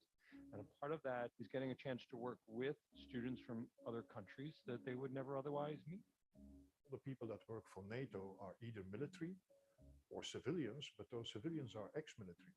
And it's fascinating that when you take those issues and those problems and now you introduce them to the younger generation, that you got complete different solutions.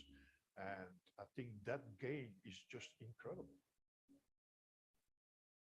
We are also in the NATO Innovation Network. The NATO Innovation Network is made of governmental institutions, while the Innovation Hub community is made of individuals. Since we have 30 nations as a resource, we are stronger than solely the French Innovation Hub or the US Innovation Hub. We have that capability to be multiplying potential solutions and share them with all the NATO nations. The more nodes in a network, the more value you get out of it. We believe we've added a lot of value to the NATO Innovation Network by bringing people together and connecting them. And what we're now seeing is the communication is happening independently between nodes. And I think that's fantastic. That's a definition of an ecosystem. So the Innovation Hub staff are the people who are working in our facility here in Norfolk, directly affiliated with the light command transformation. First, there is the permanent staff from NATO, so military and civilians working in NATO. Next to them, we have contractors who are hired because of their specific skills that we don't have in-house, depending on what project we are working. Many of them are related to the software development. And last but not least are the academics or the students. So we work with a lot of interns and fellows from universities on site or remotely. So all in all, it makes 50, 60 people part of what we call the Innovation Hub staff. The team we have down there now have really got the energy to bring that hub to life, and it's essential that we can continue to get new staff officers into this headquarters that have those skills, such that we can maintain the momentum. The idea is that we feed innovation in at a very early stage. As soon as we know the pain point of the operator, of the warfighter, as we call them, then we attach an innovator, a matchmaker, to be able to actually come up with good ideas to solve that pain point. But when that thing is done, we have to figure out what's the most efficient way to solve that problem. So in the understanding phase, we try to get as many different people as possible to get different opinions on what the problem is, how to address it, how to understand it, and how to come up with as many potential solutions as possible. And that's really the premises of open innovation. You will bring people who see the world in a different way to the benefit of NATO. We've learned how to do open innovation by bringing specialists from outside of our industry in to look at our world from a different lens. So from the outset, the Innovation Hub was developed as a community supported by a strong, efficient online collaboration platform. Open online collaboration is done through our website where we can start discussion threads, where everyone has to contribute, to interject. So it became that free flow of information. We would post it where we had a reference doc in there too. They make comment on it, provide their view. So it was a way to start to get some internal feedback and understanding what's out there. The online collaboration is open to anyone. This is where we shift from open innovation to agile development. Agile development is an approach which gives more freedom to those who are developing a solution, particularly by engaging the future users constantly during the innovation process. Every other week, users will have a demo to tell whether or not it's moving in the right direction. The second thing is the speed of it. Everything has to happen so that the solution development is not longer than 6 months and makes that the project delivers in less than 1 year. As part of the solutions that we try to develop pieces of software, experimental pieces of software, we call them minimum viable product or demonstrators, depending on the level of sophistication. The important thing about software development is the notion that it is never done. It very much is incremental and spiral development where you come back to the same start, but in a higher level. It may be a 40% solution, but at some point together with the operator, we will have something that is viable. But it gives enough information to inform requirements that eventually will deliver that capability. It's also been a way to prove we can do this within NATO. We can build our own software and it's delivered in a much shorter timeline. The standard waterfall programmatic approach to developing capability might work if you're developing runways and infrastructure, but if you're developing something which is a really non-tangible, such as software, then using a different methodology with innovative technology and agile technology is a much more successful way to go forward. The chief of staff of our community here uses the I3 initiative, the initiate, innovate, and imagine kind of model. And in that, we create products that we can hopefully steer into a capability in the future. I help as a software application that handles large amounts of data to help the crisis management communities come up with decisions of the best way to move NATO equipment into an area that is either devastated by some crisis, whether it be natural or man-made. Texas is an intelligence, surveillance, and reconnaissance application primarily directed to supporting Allied Command Operations AirCom Division to help them process large amounts of data, to help them provide their commanders with quick decision-making opportunity on the intel that they have been receiving. So it really streamlines and makes everything faster in the field of exchanging intelligence information in the air environment. So the Cognition project is one of the latest priorities that we have started to address. How do you build resilience in your population against fake news or against hearts and minds operations? How do you build resilience against being manipulated? There's so much to discover and to learn from industry and academia. DTEX means disruptive technology experiment. And the purpose of such an experiment is to inform NATO about new technologies, new concepts, new capabilities that could be useful in the future. So what happens during a DTEX is you have a scenario that has elements that are both realistic and futuristic. You're basically gaming out to see how well these technologies fit in as a solution. The DTEX produces an assessment of the solution and a de-risking of new concepts. But with the wisdom of the crowd, we get very good feedback on how good a new solution might be and how it can be used. We are just completing now a study on the question of trust in autonomous system, which was addressing the difficulty to deploy autonomous systems in our current organization because of a misperception of the users. And so we have been running a series of experiment DTEXs to assess how trust in autonomous system was actually good or not, how can it be boosted or can it be mitigated given the usage of autonomous system in military operations.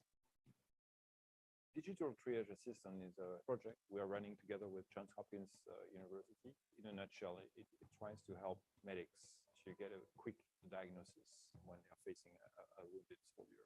The triage assistant is basically a wearable, and the idea is that if they're injured, digital triage assistant takes the individual soldier's biological metrics, and that is used as an input to the medic's decision on whether this person gets treated first, second, third, etc. I think the digital triage assessment from the perspective of engagement with the Innovation Hub was really successful. We'd never be able to do that ourselves. So Innovation for Defense is a program that allows classes of university students to solve one NATO problem. And they are guided by their faculty or staff and mentored by the NATO experts. So basically, the digital triage assistant came out of the Innovation for Defense project. So a very good example of how students actually are solving real life problems for NATO. So the Innovation Hub is most of all a community of people who are collaborating to solve NATO's issues. Anyone on the planet willing to help NATO is part of our human capital and can join the Innovation Hub. And so for the future, what we would really like to do is establish a much closer engagement with innovation. One thing that we also envision for the future is there should be local innovation hubs everywhere, so that the loop in understanding the problem and solving it would be much shorter. My pitch to the nations, those who have not embraced developing and applying open innovation, is that it is very easy to do it, especially when you get help, and we can provide a good part of that help. We have the ability to share all the great things that we are doing for the NATO command structure with the nations that want to help build their innovation centers. And so we make every effort to be the leading agent here for Allied Command Transformation for that effort. We have to innovate. It's only about the scale and pace of our innovation at the moment. We need to learn and we need to move forward together. Of course, there's still more to do, and we're really looking forward to that journey.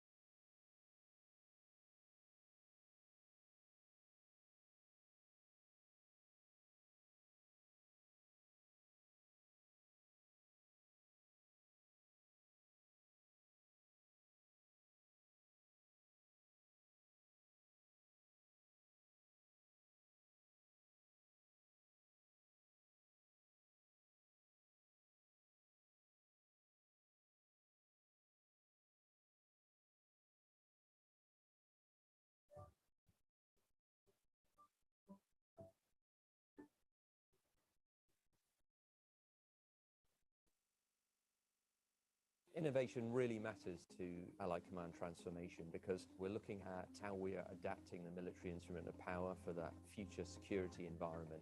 But the technological developments that are occurring around us are occurring at a pace we've really never seen before. And if we don't innovate to try and understand how those technological changes are going to impact the alliance, then we can't respond. So we've got to innovate in order to be successful. Just by using the military expertise, we were unable to solve some of the issues that we were facing. And so we tried to get the outreach to non-traditional actors to help us solve those issues that we not classified level. Inspired from what's happening in the private sector and industry, came up with the idea of Innovation Hub as a community where people can collaborate easily. The mission of the hub is to bring some out-of-the-box solutions to our problems. And so we created a kind of network reaching out to academia, industry, think tanks, NGOs, non-governmental organizations, and tried to see whether those people were able to help us.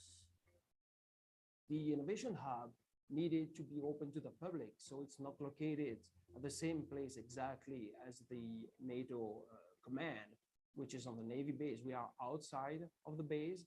We are actually on the campus of Old Dominion University, which is the largest local university, and it's very convenient because this place is in the middle of three of our major communities: academia, industry, and the military.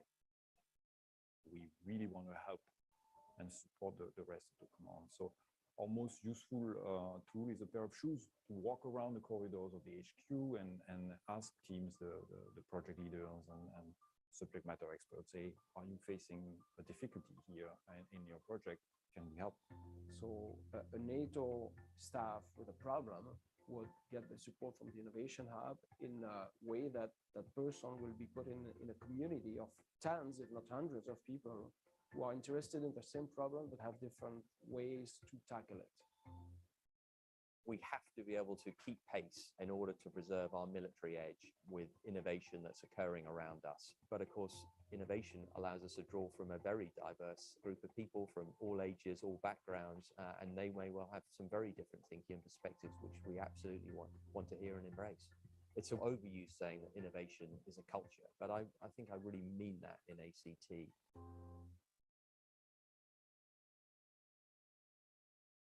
So the community of the hub is very diverse, comes from academia, industry, retired military, members from nations, national labs. I usually use the example of the guy sitting in the basement with popcorn and Coke and then have a smart idea. He is also part of the community. So we try to pull from everywhere. Today, the Innovation Hub is almost 4,000 members from 72 nations, and that tells the story. We have to realize that the most innovations, most R&D is not happening in the military world any longer. It's not necessarily the defense industry that is at the edge of everything that is happening, but very much small and medium-sized companies and startups very much have innovative ideas that we can use for security purposes. The Innovation Hub allows the NATO command structure through Allied Command Transformation an opportunity to have a conversation with a variety of small companies that want to just see how they can help NATO. For NATO to stay current, really needs to be out there looking at new technology as it's developing and to help with research, to help mold it. I don't see there's any way to compete without being involved in technical things. I think it's really crucial, not only connecting with industry, but also to academia. Those guys, in particular the students, have a very, very broad vision on particular things that we don't have as a military. Our students really have the opportunity to work on these cutting edge problems and provide novel solutions and directly to key NATO stakeholders. Students generally leave this with very positive feelings. And a part of that is getting a chance to work with students from other countries that they would never otherwise meet. The people that work for NATO are either military or civilians, but those civilians are ex-military. And it's fascinating that when you take those issues and those problems and now you introduce them to the younger generation, that you got complete different solutions. And I think that gain is just incredible. We are also in the NATO Innovation Network. The NATO Innovation Network is made of governmental institutions, while the Innovation Hub community is made of individuals. Since we have 30 nations as a resource, we are stronger than solely the French Innovation Hub or the US Innovation Hub. We have that capability to be multiplying potential solutions and share them with all the NATO nations. The more nodes in a network, the more value you get out of it. We believe we've added a lot of value to the NATO Innovation Network by bringing people together and connecting them. And what we're now seeing is the communication is happening independently between nodes. And I think that's fantastic. That's a definition of an ecosystem. So the Innovation Hub staff are the people who are working in our facility here in Norfolk, directly affiliated with the Light Command Transformation. First, there is the permanent staff from NATO, so military and civilians working in NATO. Next to them, we have contractors who are hired because of their specific skills that we don't have in-house, depending on what project we are working. Many of them are related to the software development. And last but not least are the academics or the students. So we work with a lot of interns and fellows from universities on-site or remotely. So all in all, it makes 50, 60 people part of what we call the Innovation Hub staff. The team we have down there now have really got the energy to bring that hub to life, and it's essential that we can continue to get new staff officers into this headquarters that have those skills, such that we can maintain the momentum. The idea is that we feed innovation in at a very early stage. As soon as we know the pain point of the operator, of the warfighter, as we call them, then we attach an innovator, a matchmaker, to be able to actually come up with good ideas to solve that pain point. But when that thing is done, we have to figure out what's the most efficient way to solve that problem. So in the understanding phase, we try to get as many different people as possible to get different opinions on what the problem is, how to address it, how to understand it, and how to come up with as many potential solutions as possible. And that's really the premises of open innovation. You will bring people who see the world in a different way to the benefit of.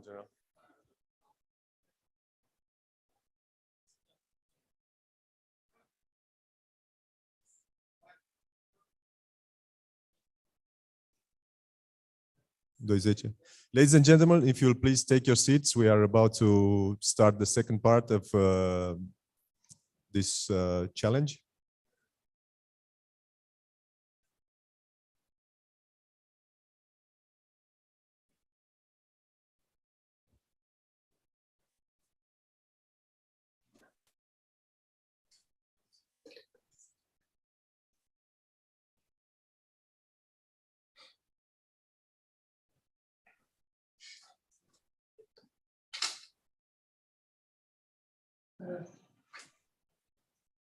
Hi.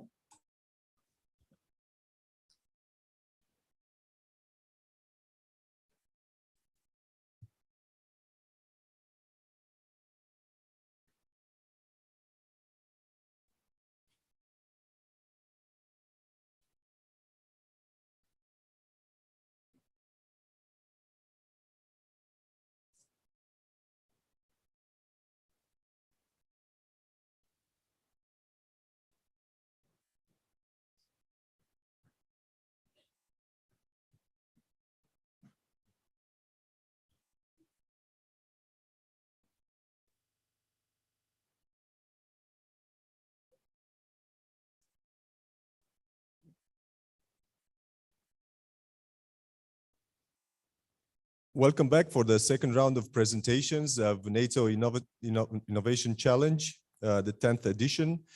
This second part will be opened by Team Wilnor's project. They will be presenting online.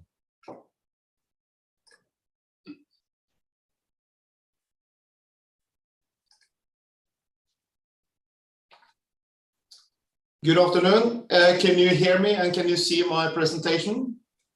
We can hear you loud and clear. Stand by for the presentation.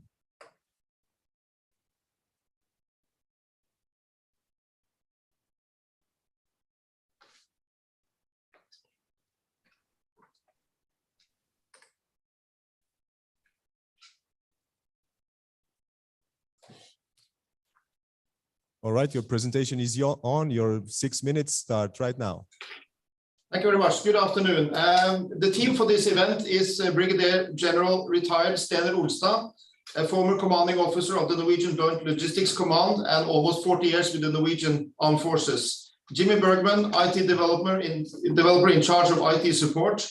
We have done to the military over the last 7 years, including HOBS. And myself, Geir Carlsen, Chief Commercial Officer with 30 years of commercial logistics and shipping experience. Vilna Governmental Services is a company within the Will Wilhelmsen Group, headquartered in Norway. The group have more than 20,000 employees, a global network in more than 70 countries, and a global turnover of about $4 billion. About half of this is within logistics. Wilnor have for the last 7 years worked closely with the Norwegian Armed Forces, providing host nation support and logistics readiness for exercises, conflict, and war. Norway has a long-standing and strong reputation for its capabilities in host nation support. This capability peaked during NATO exercise Trident Juncture in 2018, with the participation of 55,000 troops in a vast geography and overall turnover of around 230 million euros. Our system HOBS, Host Nation Support Ordering and Billing System, is designed around NATO's Statement of Requirement process, according to the NATO Allied Joint Publication 4.3, regulating host nation support in NATO. An efficient chat function has been added, simply eliminates use of emails and calls, which also enables transparency and traceability in each activity. During Trident Juncture in 2018, HOBS had approximately 1,000 users from 31 nations and had no downtime the entire SOAR process, stretching over 2 years. After being embraced by all nations, further enhancements were made to improve the support of the NATO process. HOBS can import and export data to other systems with standardized interfaces, such as SAPs and other ERP systems, and a protocol for exchange of data to NATO logfile system has been developed. So to our solution, fusion of civilian and military data for improved situational awareness and management. To assist our partner nation to recover from the attack, it is necessary to ensure a common situational awareness. We propose a digital solution which combines dynamic and static data for the existing host nation support tool HOBS, NATO systems, and other available external national data sources. The process for resilient work will be similar to the NATO host nation support process, categorizing the supply and demand. The tool offers important information based on combined data from different sources in real time. The prerequisite for the content of the presentation layer and outbound data stream is to establish a data repository and a versatile engine. The engine will wash, normalize, and fuse data from different sources. Standardized mapping technology and tools will be used, as well as fuzzy logic mapping approach. Already known data from previous exercises and operations can be used to apply relevant algorithms to ensure an efficient logistics management. The data will be presented to the different users in a common environment based on a subscription model decided by the participants themselves, similar to a sandbox game. Each party may individually subscribe to relevant information in the augmented reality environment. Data can be consumed through graphical interfaces or integrated data streams in standard formats. We're going to show you some examples. The operator inquires about certain infrastructure and can get the visual display. Further details are available by clicking hyperlinks in the map or on the side information windows, such as detailed mission analysis and proposed mitigations. Second, the movement and transportation coordination cell established for the operation will be able to filter layers such as main supply routes, actual traffic situation, limitations, and geographical areas for prioritization. Airports with current capacities can be visualized. Similar views are possible for other logistics hubs, such as seaports, inland terminals, and depots. Fuel capacities, current or over a certain time, can be analyzed. By selecting a certain time period, typically for a defined area, a proposed solution for a possible shortfall can be presented to the user. By changing the view from map to detailed insights, a higher degree of details will be available to the user for further analysis and actions. Common to all examples are graphical what-if interactions and scenarios to disclose potential bottlenecks for improved decision support. We aim to gather highly dynamic data from local sources by using well-known device technologies such as mobile applications, RFIDs, and web cameras. The combined data engine will merge and validate such data together with non-domestic information like satellites, static HNS data, and other already known facts. Database and system engine will, together with integration components, reside in a distributed cloud environment with high security measures.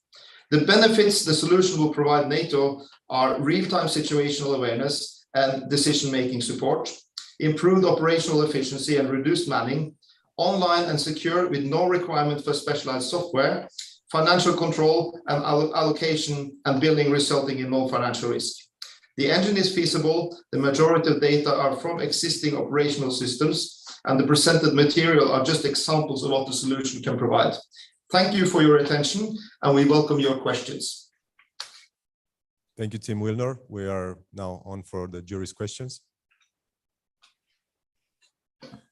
Yeah, thank you for that. Nicely done. This seems like a very mature product already. Can you describe for me what the real innovation is here? Well, the innovation is twofold, I would say. First of all, we have to acknowledge the process for the HNS support, which will fit very much into a reconstruction resilience scenario. By using let's say, the existing process together with an engine in the middle, that's where the innovation is created, because the engine will be the key here. And obviously, to normalize and fuse all such data and combine it with an existing process is where we recognize the innovation. Okay, a related question, I guess. You mentioned it, and I see it in your write-up, that a lot of the incoming data is in standard formats and known ways of handling data. In a very complex situation like this scenario postulates, what do you do with data that is unknown, unstandardized, free-form, no provenance? How does that fit into this system? Yeah, that's obviously one of the main challenges, and that's where, I mean, recognizing the structured data and let's say map that will be the easiest part. The fuzzy logic, which is kind of existing technology, can apply to this. And I also recognize that by using technologies such as OCR, different algorithms to wash the data will be where most of the job to create this will happen. It's not an impossible task, it's a challenging task, but to combine all known technologies that we already have heard, not at least from Eunice today, it will be very interesting to create such engine.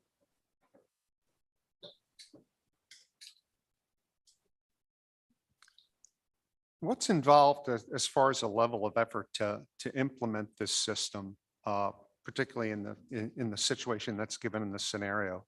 If somebody said, "Okay, get started," what would be the level of effort? What would we see?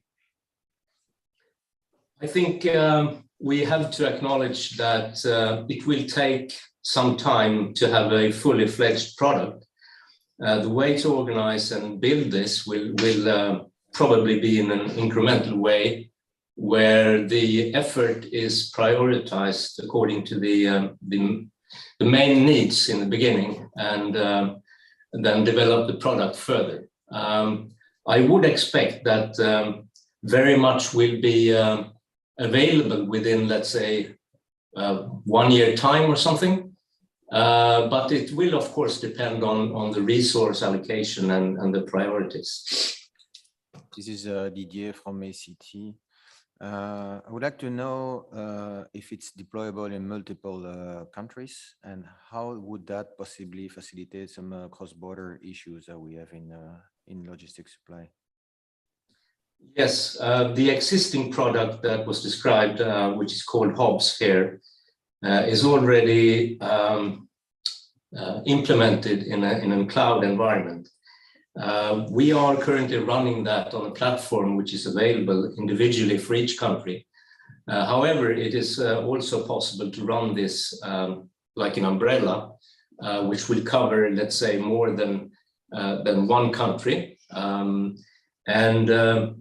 One of the other questions might be, what do you do if the internet is not available? And if let's say you have outages. We propose that a distributed cloud implementation takes place, where data centers are, where the data is decentralized, but accessible to avoid such conflicts.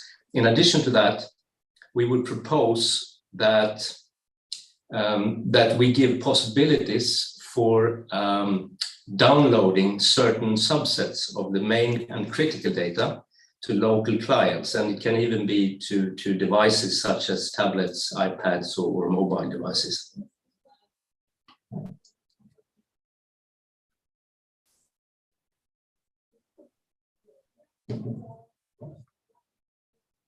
No more questions? Tim Wilner, thank you very much for your presentation and your answers. Our next presentation will be made on site by Team Infodas.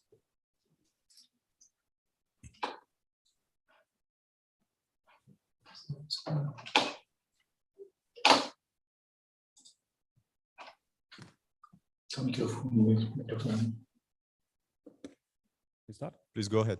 Okay.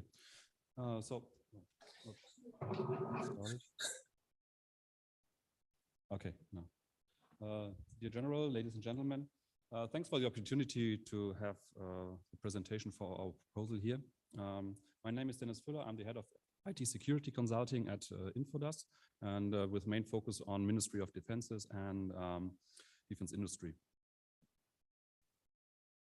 So as you're all familiar with the scenario, let me just give a brief description what our proposal focuses on. As the NATO forces have a reconstruction, the commander is in the need of many information and the aid of civil transporters to deploy assets, and thus we call it civil performance. To obtain a comprehensive and situational picture, the commander needs information about various objects like bridges, roads, statues, and so on, as we heard before.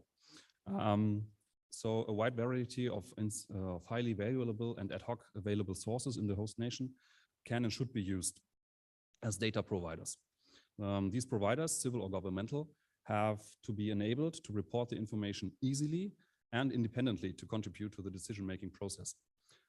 This is counteracted by opposing forces that can carry out adverse actions like sabotaging communication links or disrupting vehicles, destroying infrastructure. So from an architectural point of view, there is a need to use mobile networks and easy to use terminals in the field to get this information.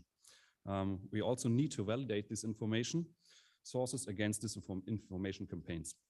And therefore, we propose a collector and dispatch as a service architecture with a civil high domain and enable patterns provided by NATO forces. As the NATO needs this additional information from civil sources to gain situational awareness and hidden insights from decision makers, this service-oriented architecture is established where any approved and, if necessary, even unapproved civil data providers can transmit information in almost any form and any type. So to use networks to transport this depends on what is available in the host nation. It could be a NATO-provided mobile network, a satellite network, the internet, or a mobile network from the host nation itself. So the CIS is connected to one of these or a bunch, and first performs a security check to prove or to withdraw if the source can prove its identity. This might be, in some case, be optional in the beginning to gather as much information as possible, but should be mandatory later on to ensure a minimum level of trust for this whole service. Next, there will be an artificial intelligence which supports the steps optimizing and validating this information. The first one analyzes the data and converts it to a NATO C2 conform standard. And the second one is used to evaluate how viable the information is. Oh, sorry. Okay, the commander's decision is based on the information, but gathering only this information is not enough. To support this decision-making process, the commander requires this information in his own system, and it's well known. So, for example, a C2 or C4I system. The CAS has therefore a defined service interface and a standardized format for transmitting this information. This can be done, for example, by a cross-domain solution. In NATO speech, it's the information exchange gateway. And after this process is completed, a special task order is generated by the system and has to be transmitted to the civil performer. The next one, as this task order has surely some information which are not prospect to the opposing forces prior to the task execution, the STO needs to be dispatched securely to this performer.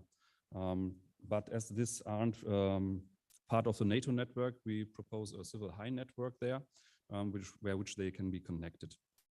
As well, we have the CDS there between those networks to prevent data leakage. And the DAS uses existing technologies to encrypt data, label data, and to dispatch the data. For example, the same network we also had on the beginning of the process. This process, now the information is transformed, and with a little additional tools from NATO provided or own provided, the civil performer decrypts it, can check the integrity of the data with a label, and he can send back a status after he executed the task. And this status is always done with the same procedures as the encryption from NATO has been done. And in the end, hopefully, all those assets will be deployed securely. So as a summary, we have an innovative SOA with the implementation of an artificial intelligence to support the processing. The architecture focused on the reuse of existing technologies and standards. And this leads to new capability for resilient conduction of actions from NATO forces, not only in the reconstruction scenario, but now here too, it fits very well. Infodag, thank you very much. Okay. We're waiting for the questions. Mrs. Merve, do you have any questions? No, I do not have any questions. Thank you very much. Thank you. Please. Yes, thank you very much once again for the inspiring presentation. My question is about the data flows and the different domains. As I understood, you get unclassified data that goes all the way up and rich in every step of the process, all the way up to the commander for a decision support, yes. Which at that time is classified, let's say red. My question is how the traffic flow ends up back into an unclassified domain for civilian use, because you mentioned those STOs go through existing CDSs, yeah. But that's the crack of the matter here. How would you envisage those from high to low? Yeah.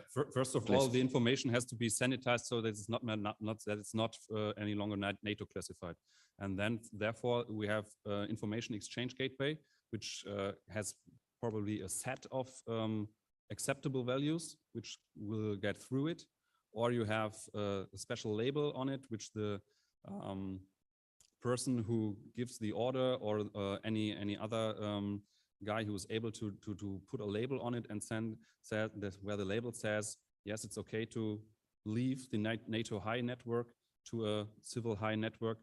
So you always have the human component in there prior to the technical check at the CDS. Maybe a follow-on question: how can we maybe fast forward X number of years, how we could make it even more automated without the human person in between? Yeah, I would like to hand over this question to Frank, if he's still available. Yeah, you see that. Yeah, many thanks. Greetings from Germany. Yeah, to make this deployment really fast, we are currently at TRL level 1, I would say, but we have several technologies in place and products. Our architecture reuse products, existing ones. So putting this forward to, let's say, TRL level 6 or 7 could be done quite easily. With the help of human beings, I see currently no really good chances, because an AI system, for instance, can detect novelties, but it cannot judge, for instance, if it is benign or malicious. So we need here a human in the loop to judge on that. But it would be also an interesting research topic to probably use these data providers and correlate the results of them to get some more insights on whether such a novelty is benign or malicious. Okay. In the scenarios, you're going to have a lot of disparate actors involved, so it just won't be folks under NATO control or the civil government or things like that.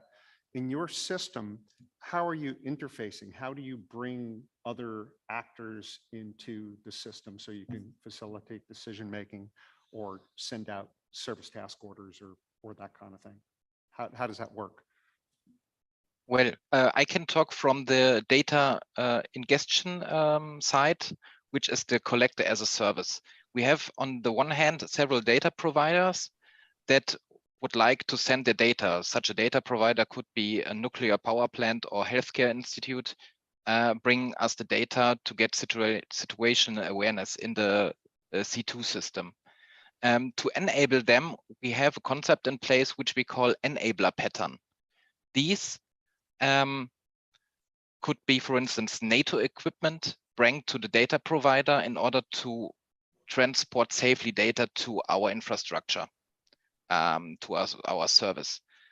From there, it is then flowing into the NATO system, but we also initiate here a level of trust, because this is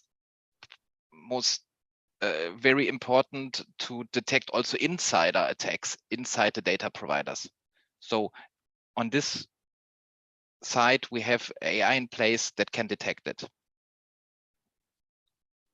Okay, thanks. We've got about a minute left. I'll be brief. You sort of alluded to this earlier, and it's related to the earlier question, is in this complex environment, you want to get data from almost anybody who has something of use. And the question then is, does a provider of data have to be vetted or have to be approved before they can put data into the system, or does the system create that approval?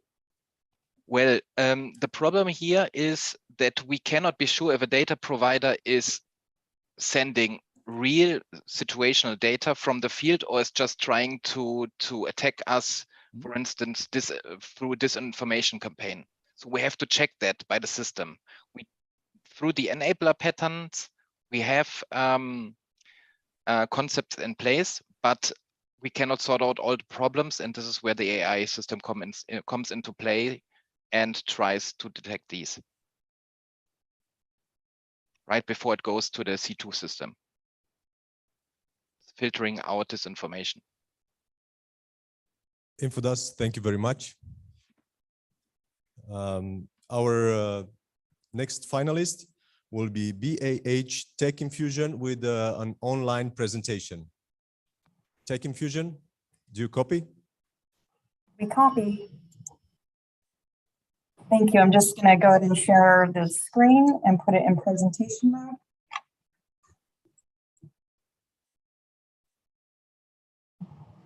One second.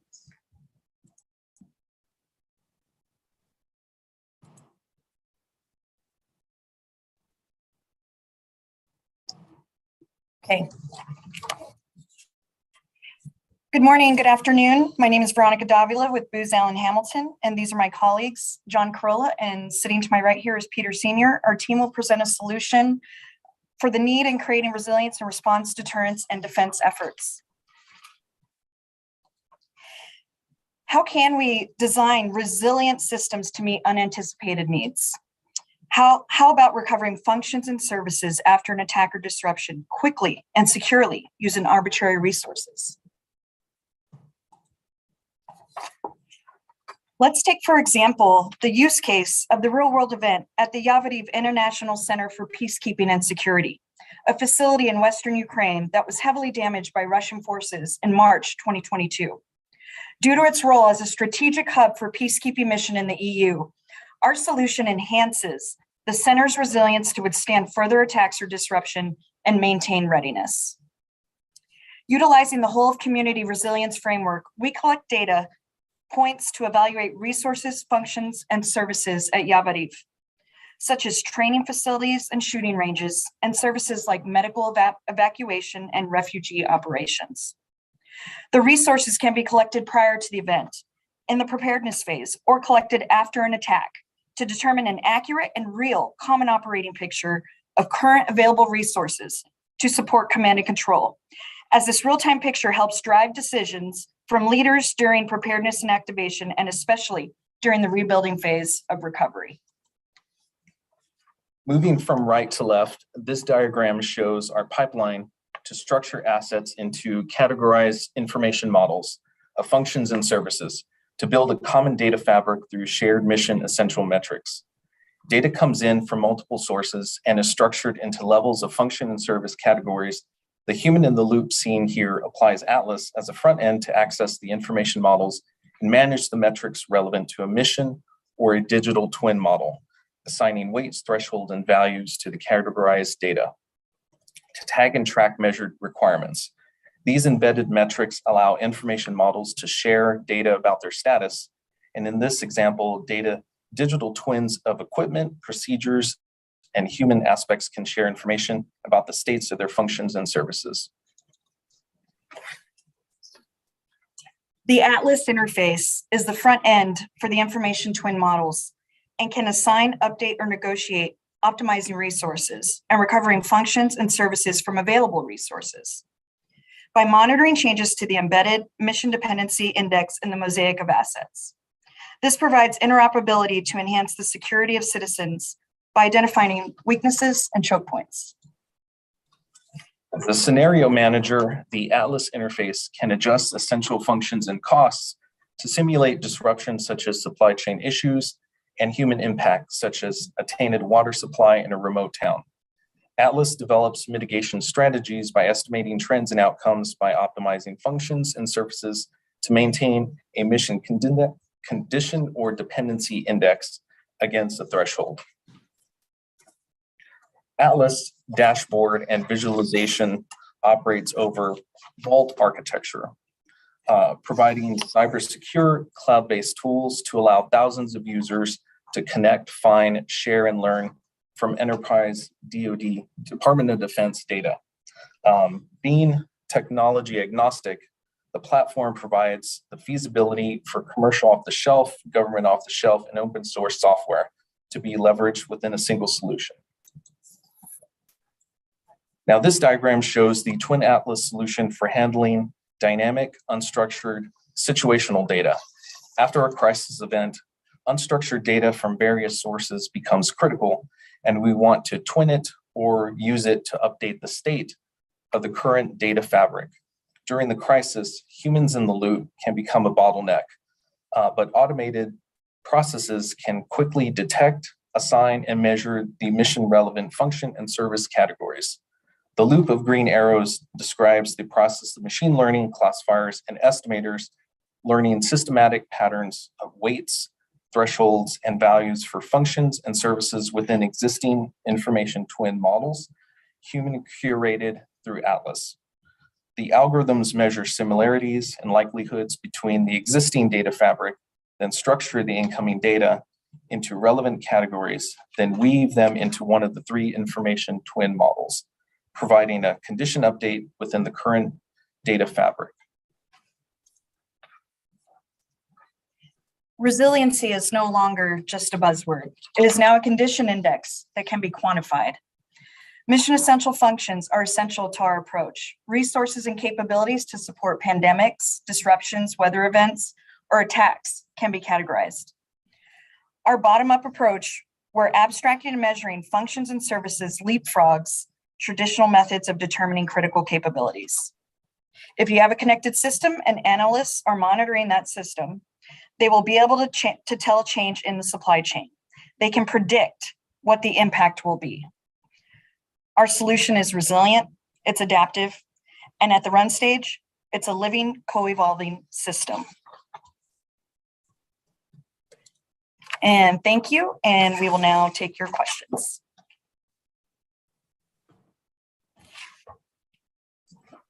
So is that an already existing product suite that you're using someplace else? It is right now in the in use in the Department of Defense throughout the Air Force, the Army. So it is being in use, yes. And then my follow-on question for that would be, you talked about digitally twinning basically a facility. What do you see as limits to scale on this? Would you be digitally twinning an entire country, or would it be appropriate at a regional level or a city level or a facility level? What are your thoughts on that? Okay, no, thank you for that question. So the solution we're presenting allows multiple level of abstraction. So you can go from one end to the conventional digital twin where you've got LiDAR, you've got those very complex building information models where you've got some of the electrical components, you've got the LiDAR done, you've got a lot of that three-dimensional information, or you can abstract it to, as we were saying, some of these functions and services. So it becomes an abstraction of the actual facility. So that would allow us to scale in between different levels of detail. Right, and actually to add on to that, for right now, you know, we are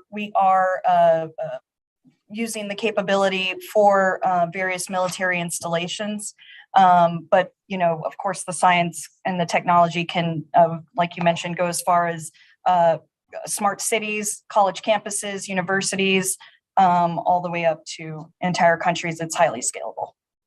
Right. So with that in mind, where is the real innovation here? What would you point to specifically to say this is the innovative part of what we're doing?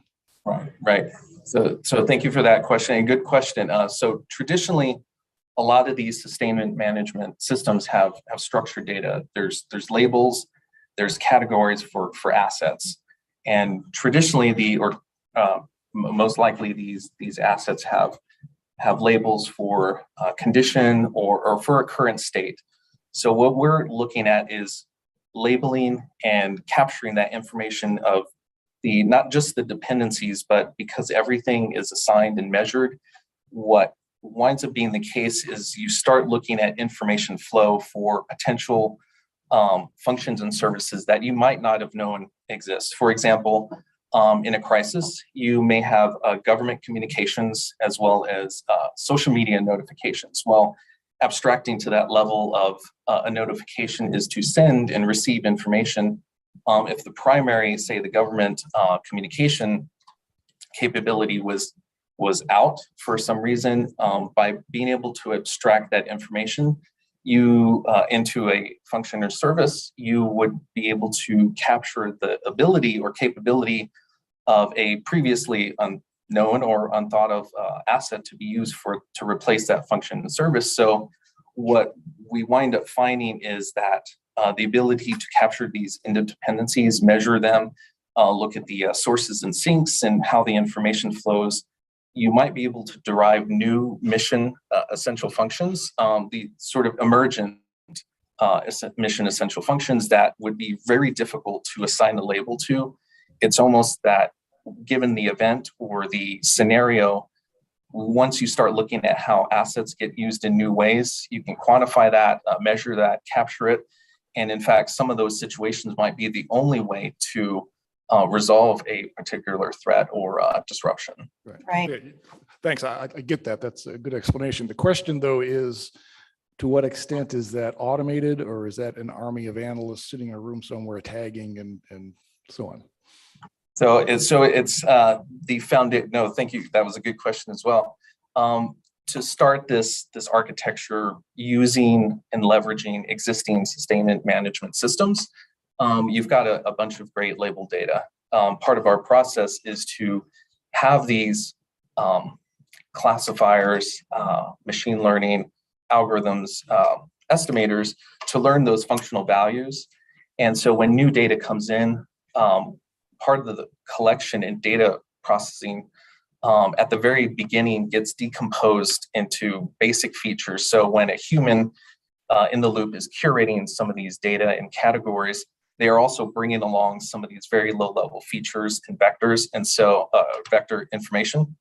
And so when new data comes in, the same processes to decompose these items of information into the same level or low level of characterizing that either function, material, or object gets brought along. And so you've got that piece of information already labeled. These things learn what it might be to be under this classification level, and sort of it builds on itself. So having a bootstrap of sustainment management data gives rise to some of these self-learning, reinforcement learning type mechanisms, which sort of defines a digital twin where it wants to update itself. Yeah, thank you very much. And once again, very inspiring. A question also with regards to scalability. When this model is applied to eventually a NATO situation where many countries ingest their data, civilian entities, and even partners, how do you see that in your crawl, walk, run roadmap, how to scale it, especially if there are human in the middle? So how do we go from those digital twins to a complete family of twins? Thank you very much for your question. Unfortunately, we don't have the time for the answer because the 6 minutes are up. So thank you for this tech infusion. And we'll just move to our next finalists who will also be presenting online, Team Kinami, University of Nebraska. Hello, Jim, everyone. do you hear us? Yes, I can. Hang on for just 1 second. Let me get my deck up. Sure. And I think we're ready to go. So listen, it's great to be here. I'm Jim Burke with Kinami. We are a US-based startup company delivering resilient hybrid data fabric for the computing edge. And I'm here to tell you about our smart, resilient data fabric project we're conducting in conjunction with the US Army Corps of Engineers and their Engineering Research and Development Center, along with the University of Nebraska, to build the data fabric or data infrastructure for infrastructure. So after conflict, critical infrastructure assets are often ruined or compromised. And NATO in its recovery efforts will need situational awareness around these assets to be able to coordinate recovery missions, improve lives and livelihoods. Collecting data at the edge in a recovery environment is extremely challenging. You have large amounts of data coming from a variety of different devices, all of which have varying levels of security and trust, being transmitted over unreliable networks. And then you also have little to no IT support at the computing edge. When something goes wrong, and inevitably it always does. And NATO has pointed out special needs in working with civilian transport assets, being able to gather diverse data sets in real time, making sense of all of this while maintaining security and privacy of the data and those who are sharing it with them. So our smart RDF solves this NATO mission need by delivering a secure platform to collect, process, store, analyze, and share the data at the edge on any device and over any network, delivering cradle-to-grave data management and real-time situational awareness. Core to the Smart RDF is Kinami's AmiShare distributed data software platform, which delivers data security, data protection, and data availability in a complete solution. And AmiShare operates like a file system. So when data is brought into the environment, it's broken into fragments. Each one of those fragments is individually encrypted. And then by policy, the data is distributed across a network of stores. Stores can be anything. It could be laptops, mobile devices, cloud. It doesn't matter. We're storage agnostic. And this does a number of things at once. First of all, your data is never its entirety anywhere. So you have less leakage or no leakage or loss of data. Two is it does instant replication and versioning that protects you against any cyber attack. You simply just take out the nodes that have been contaminated and build back from good ones. And then finally, this lends itself to data availability, which I'll get into in the next slide. So this is our security model. And what happens is at runtime, what it looks to do is pull together the fragments from the best possible resources to reduce latency and then present it, decrypt, and then present it to authorized users. So that's the security model. If you look at the data availability model, this is exactly traditional computing that we're doing right now. So it's a hub and spoke, data is collected from the edge, sent back to a data center, and then pushed back out. Well, you have single points of failure here, and also you also have huge latency issues. So you need to think of our solution as a web of connectivity. And because we are able to build ad hoc mesh networks and move data around as the environment changes to get the data where it needs to be, when it needs to be. And this facilitates us being able to utilize new technologies such as 5G mechs, Amazon snowballs, and also NAS boxes. So as conditions break down, what happens is the system can automatically start doing workarounds to move the data where it needs to be, when it needs to be. So you can even have an entire data center go down and you're still going to be resilient and get the data where it needs to be at the time of need. So, NATO has pointed out specific areas of interest for this mission. The AmiShare platform is a modular design and is device, storage, and network agnostic. It has built-in APIs for easy integration of varying data collection tools and analysis tools, and which brings us to the next area of interest, where NATO developers for NATO could easily integrate any of NATO's existing or future chain management tools through our APIs. And finally, our NATO needs to make sense of all this data and turn it into actionable items. Our research partners address this need through a scalable framework developed for data collection, fusion, and decision-making with proper analytic dashboards for end users.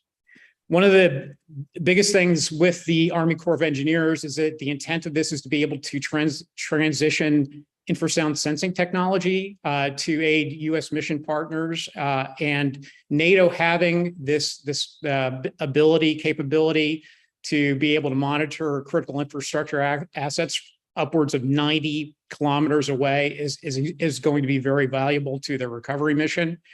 This is a complementary to other NATO initiatives, BICES, and the mission partner environment.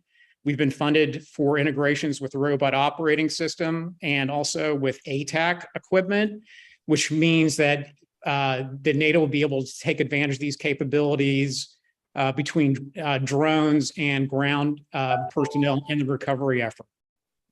So we have a great team, and I'm happy to take your questions.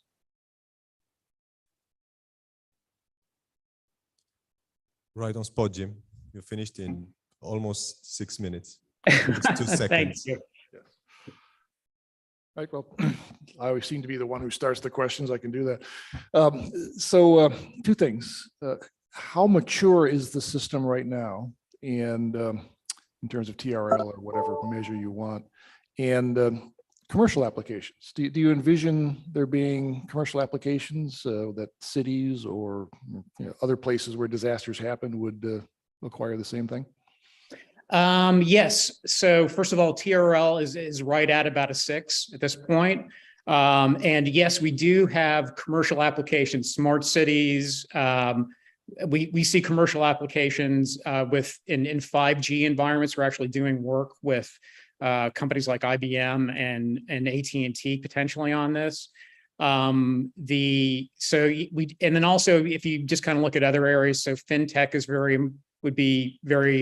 is interested in this, and as well as healthcare.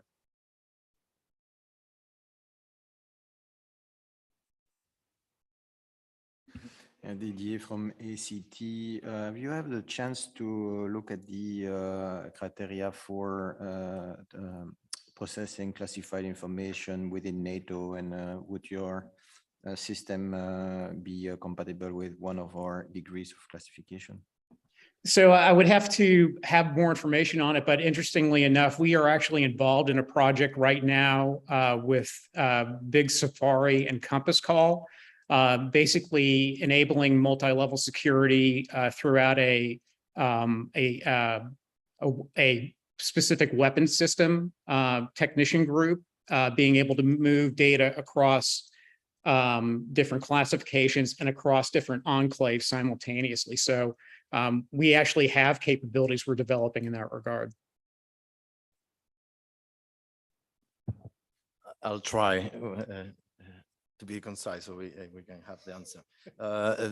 Thank you for your inspiration brief again. I have a question with regards to one of the challenges you are trying to address, which is the edge and the exposure of those edge devices to the hostile environment. And your solution addresses that by multiplying the data to be copied in several of those devices, which to a degree, a tera could become 3 teras worth of storage. So you are multiplying by 3 or 4 times the storage needs, if I understood well your solution. So how your solution is addressing that challenge of distributed but increased number of storage in those exposed edge devices? Well, so if you look at it, so what we're able to do is conditions degrade, we're able to move data around effectively to get it into the warfighter's hands at the point of need.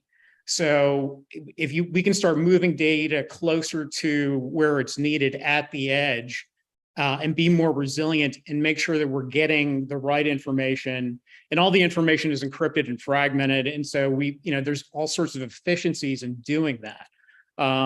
So we are able to, through our policy engine, to dynamically move the data around to support different constraints as they arise real time in the moment. I hope that answers your question. A quick follow-on, then who is the orchestrator of where the data is? Is that in the center or is also distributed? So it's client-side encryption, and so you have you have data users and data owners, and it's segmented to data administrators. So whoever controls the data is going to have an administrator and a data user and an owner. And they set the policies on that. So like who's able to use it, where it's stored, all of that happens in our policy engine. And so it's administrated by that. And so they dictate where it's stored, how it's stored, who has access to it. They can grant and revoke access, et cetera. Okay, so if I understood it, the orchestration is also distributed. So you lose connectivity to the data center, you would be you'll be able to reach the data you need. Yes, absolutely. So it could be in the data center, it could be at edge devices, it could be in the cloud. It's just whatever is a priority for you. And so this allows like NATO data to be able to actually, you can store it on devices outside of your control with confidence. So it all depends on what your goal is. Is your security need to be more tight, or is the data availability need to be a priority? And oftentimes in contested environments, you need to start, moving your model around based upon that, because it doesn't matter how secure and protected your data is if you can't get it where it's needed, when it's needed. Does that make sense? I hope I'm answering your question correctly. Yes, indeed. Thank you very much. I'll hit this quick. Connecting outside data sources in, what's involved in hooking up, say, a trucking company into the system so they can report on their assets? So we're actually doing this right now with Union Pacific Railroad. monitoring their bridges in the project with Nebraska. So it's, first of all, they have to have the intent that they want to share their data. It's client-side encryption so they can control it and they have total visibility, can grant, revoke access to who's using it and monitor it at all times. And that's a huge challenge. Jim, thank you very much. The 6 minutes for question and answers are over. So thank you for your presentation and your answers. Thank you. We will move to the 9th finalist of NATO Innovation Challenge competition. This will be Team Rebellion Defense. Thank you very much, team. Let me just bring up our slides. Take your time. We'll only start counting while it's on. Great. Have you got the full slide there? Alex, I've got it up on my side. Brilliant. Okay. Right. Ladies and gentlemen, good morning. Rebellion was founded to deliver software for our allies' defense and national security. We brought together engineers who've been at the beginning of global software companies, and we've grown them to scale. And we've combined that with practitioners like myself, who left the Royal Navy, having been the 2-star NATO Maritime Reaction Force commander. I've commanded task groups in the Baltic, in the northeast flank of NATO, and I've suffered some of the challenges associated with matching assets, many multi-role, from logistics through ISR to the fix and the finish, with tasks, many of which will change prioritization before, during, and during the tasking cycle. The processes are inefficient. They're not fit for the pace and conflict of today, and NATO needs a solution in a post-conflict environment and in a conflict environment. Thanks, Alex. Hi, all. I'm Michael Medellin. I'm leading the product team for Dispatch here at Rebellion Defense. Excited to share more about Dispatch and why we think it's important to this problem. So what is Dispatch? What is the vision around Dispatch? Dispatch is a product focused around delivering a future where commanders and their planning staff are easily able to respond to a dynamic nature of operations and are never left without a plan when they need it. Fundamentally, it enables commanders to make better decisions on a much faster timeline, or as I like to think of it, on-demand planning. So why is on-demand planning an important quality of the planning cycle? Alex, I'm going to switch the slides there on the slideshow. So why is on-demand an important quality of planning? Well, obviously being able to more effectively plan automatically is a great capability. But I want to dig a little bit deeper on what that capability ultimately unlocks for commanders and their planning staff.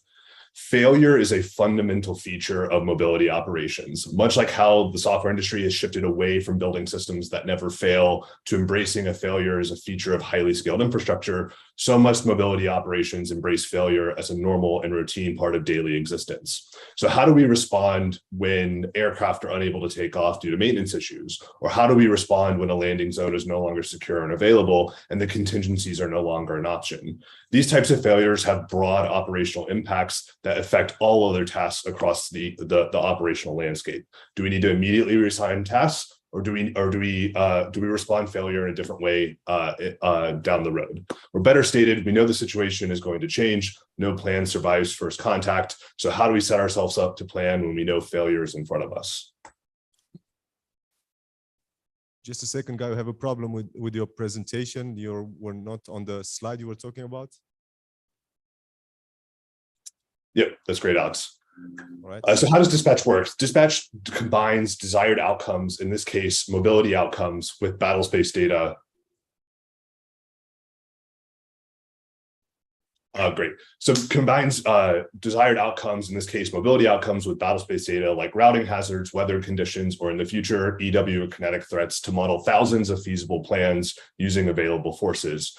For each of those plans, it calculates how well each step contributes to the overall objective.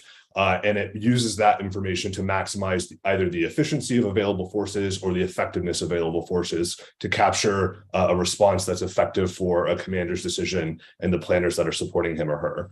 This is configurable and tunable based on the objective at hand.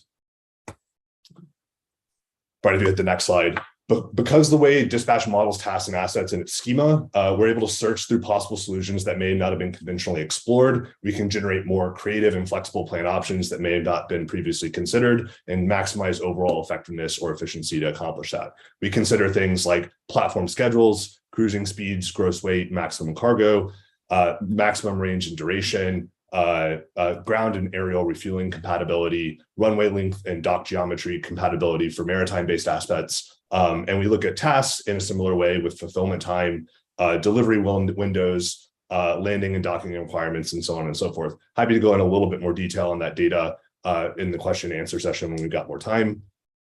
We have the next slide, Brian. So how have we gone developing dispatch thus far? So we've been developing dispatch guided by a humanitarian assistance mission in US Southcom, not with Southcom, but as guided by that mission. We think this is a very similar use case to what we're looking at with rebuilding a partner nation that NATO is looking for in this particular challenge. It's a use case that's heavily focused on logistics in the air and maritime domains, specifically for this use case, in a low contested but unpredictable environment, which I think draws many but not complete parallels with the scenario that we're looking at here. This scenario allows Rebellion to build our initial capability and validate the decision modeling algorithms before we take dispatch into more contested environments. We can prove and then continue to improve the capability as early and often as possible, which is an incredibly important part of building great software, which is what we are focused on at Rebellion. Currently, dispatch is focused on low-end operational and tactical planning cycles as part of that foundational algorithm validation. And we believe that this will accelerate the collapse between the barriers between planning and execution cycles to enable a more responsive and more agile force to respond when we know failure is going to happen. And then now time for questions from folks. Yeah, I'll start. There are a lot of logistics optimization systems out there right now. Yep. What would you say the innovation is here compared to what's already being used by the Amazons, the UPSs, the Walmarts, those folks? Sure. So I think we've been focusing on the multi-domain aspect of what we're using about decision modeling. So the way we've approached modeling different types of forces within the existing scenario that we're talking about, which is again heavily maritime and air focused, is combining the decision making across those domains. Right? We're very much focused on how do we synthesize different types of domains to produce decisions that may have not been conventionally explored. I would say that's the first step there. The second is, I think a lot of times these types of systems can fail when the data doesn't match or provide a solution to the type of demand that we have. And in our case, that we're actually able to fail gracefully and continue to reevaluate options until there's a better plan available. Sometimes some of these optimization and decision-making models will end up failing after running for a significant amount of time, which is not necessarily the case in this particular product. And I think, sorry, just to jump in here, I think that what we've also done is we have acknowledged that what is needed, the company is founded on identifying that the military and defense needs a different solution to the civilian world. So what we have done is we have started solving the solution of matching tasks with assets, multi-role assets with tasks, and we've looked at the logistics role. But we know that the model itself and the platform needs to grow out such that you can task and retask across multiple roles. It starts with logistics, but it could move to ISR, it could move to find and fix. And not only that, but that product needs to be able to operate in a low contested environment and in a contested environment. And both of those things, I think, separate ourselves from those commercial off-the-shelf logistics tools that you've described. Yes, thank you very much indeed for your presentation. A question which may be related to previous ones is about the classification of data and how the collection of data, then the commanders or logistician commander makes the decisions and then sends that order to the dispatch fleet. So how and where are you addressing the classification, declassification of data in your model? So dispatch is able to run at different classification levels. So it's not designed for a particular classification per se. It's not explicitly at the current level that we're at right now with dispatch. We're not dealing with declassification of data in the current focus, right? We're laser focused on being able to produce better decisions on the timeline that you have.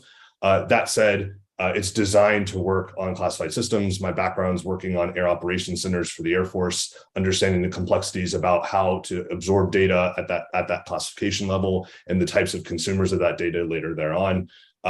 Critically, dispatch is focused around its API, which allows us to pull in data from the sources that are available at the classification networks, which I think is really important to make successful decisions at that classification level.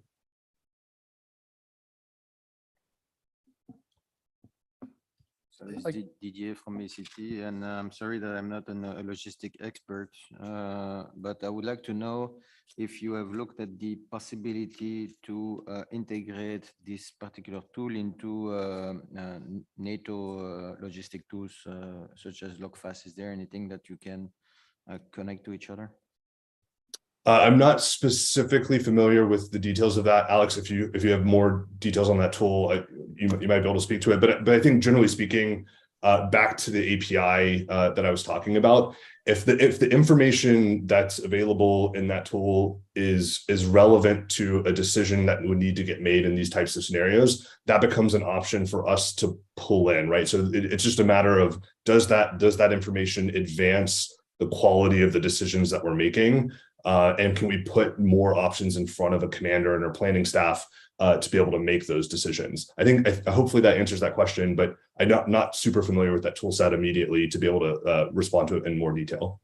And sir, just to sort of follow on from that, Logfast has got structured data, and that, as Michael says, can be leveraged into an API. I think we're a relatively young company. We're 3 years old, and our principle has been that the customers, yourselves, individual nation states need to be able to use the best of class in software and hardware, and that won't come from one company. So our entire approach is to be able to integrate with existing legacy software and to integrate with hardware and software that the customer brings to us. So it's a kind of principle at the heart of our company. Thank you very much. Well, thank you very much, Team Rebellion Defense. The 6 minutes are almost over anyway, and there are no more questions unless Mrs. Merve has got something to say. So, ladies and gentlemen, you have seen all 9 finalists of NATO Innovation Challenge 10th edition Resilience. The tough part now belongs to the jury, who will take a 55 minutes break to deliberate, and we'll come back with the 3 winners. So you are all invited to come back at 14:45 online and on site to see who the winners of this edition are. And in the meanwhile, all those who are here present are invited for refreshments, coffee and pastries to the hall on your right-hand side. So thank you very much, and see you in 55 minutes at 14:45 Romanian time.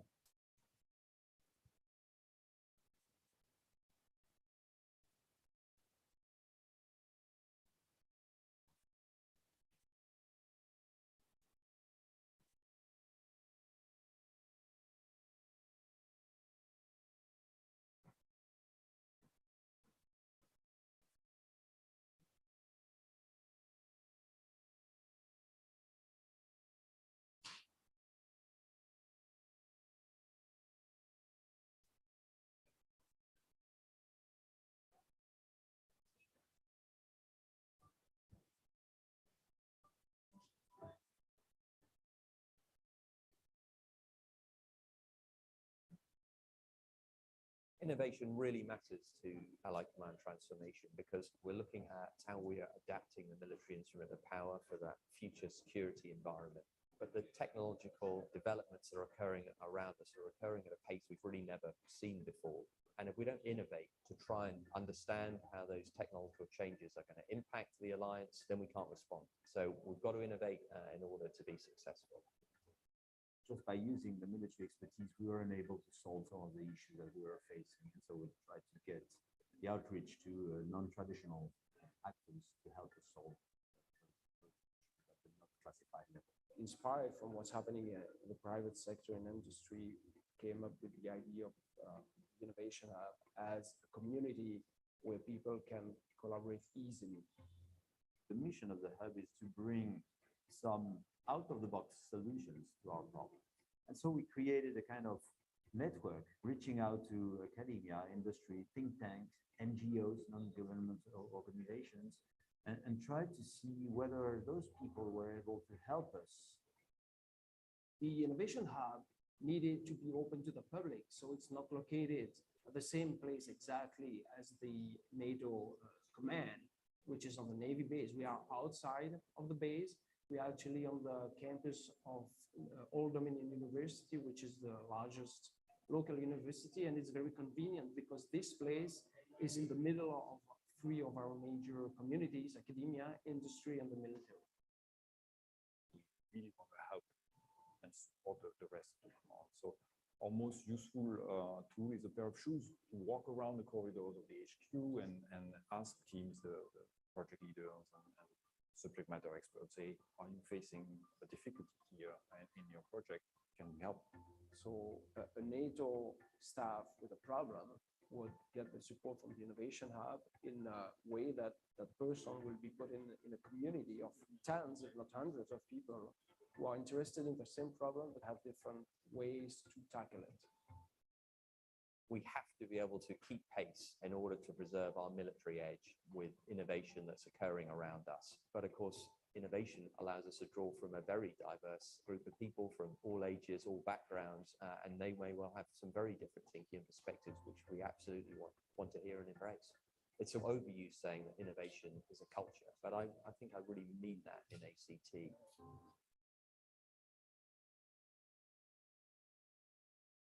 So the community of the hub is very diverse, comes from industry, retired military members from nations, national labs.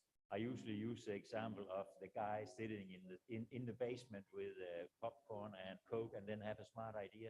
He is also part of the community. So we try to pull from everywhere. Today, the Innovation Hub is almost 4,000 members from 72 nations. And that tells the story.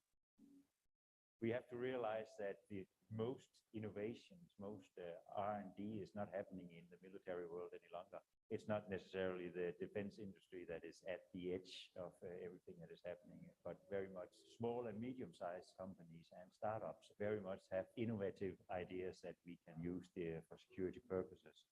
The Innovation Hub allows the NATO command structure through Allied Command Transformation an opportunity to have a conversation with a variety of small companies that want to just see how they can help NATO.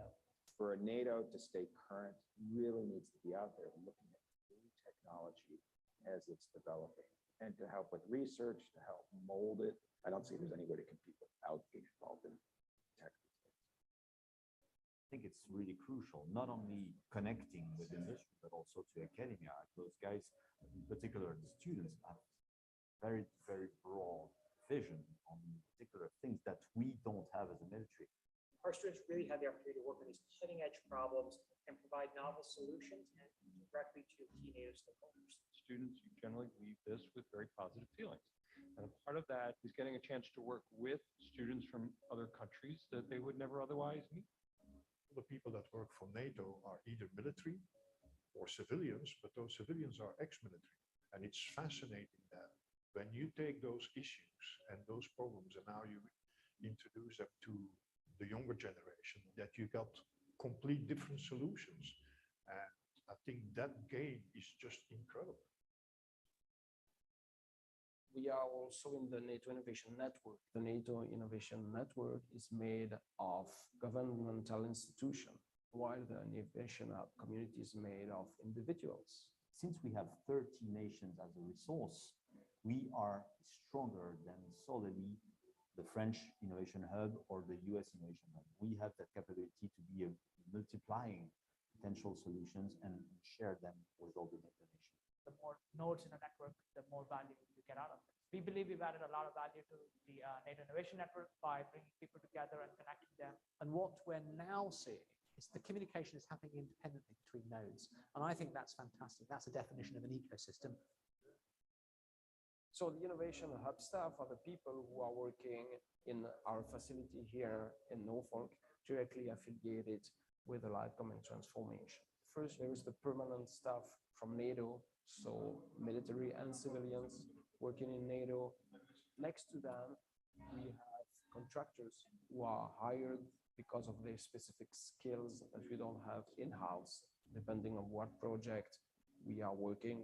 Many of them are related to the software development. And last but not least are the academics or the students. We work with a lot of interns and fellows from universities on-site or remotely. So all in all, it makes 50, 60 people part of what we call the Innovation Hub staff. The team we have down there now have really got the energy to bring that hub to life. It's essential that we can continue to get new staff officers into this headquarters that have those skills, such that we can maintain the momentum. The idea is that we feed innovation in at a very early stage. As soon as we know the pain point of the operator, of the warfighter, as we call it, then we attach an innovator, a matchmaker, to be able to actually come up with good ideas to solve that pain point. But when that thing is done, we have to figure out what's the most efficient way to solve that problem. So in the understanding phase, we try to get as many different people as possible to get different opinions on what the problem is, how to address it, how to understand it, and how to come up with as many potential solutions as possible. And that's really the premises of open innovation. You will bring people who see the world in a different way to the benefit of NATO. We've learned how to do open innovation by bringing specialists from outside of our industry in to look at our world from a different lens. So from the outset, the Innovation Hub was developed as a community supported by a strong, efficient online collaboration platform. Open online collaboration is on our website where you can start discussion threads, where everyone has to contribute, interject. So in that free flow of information was posted where we had a reference doc in there too. They may comment on it, provide their view. So it was a way to start to get some internal feedback and understanding what's out there. The online collaboration is open to anyone.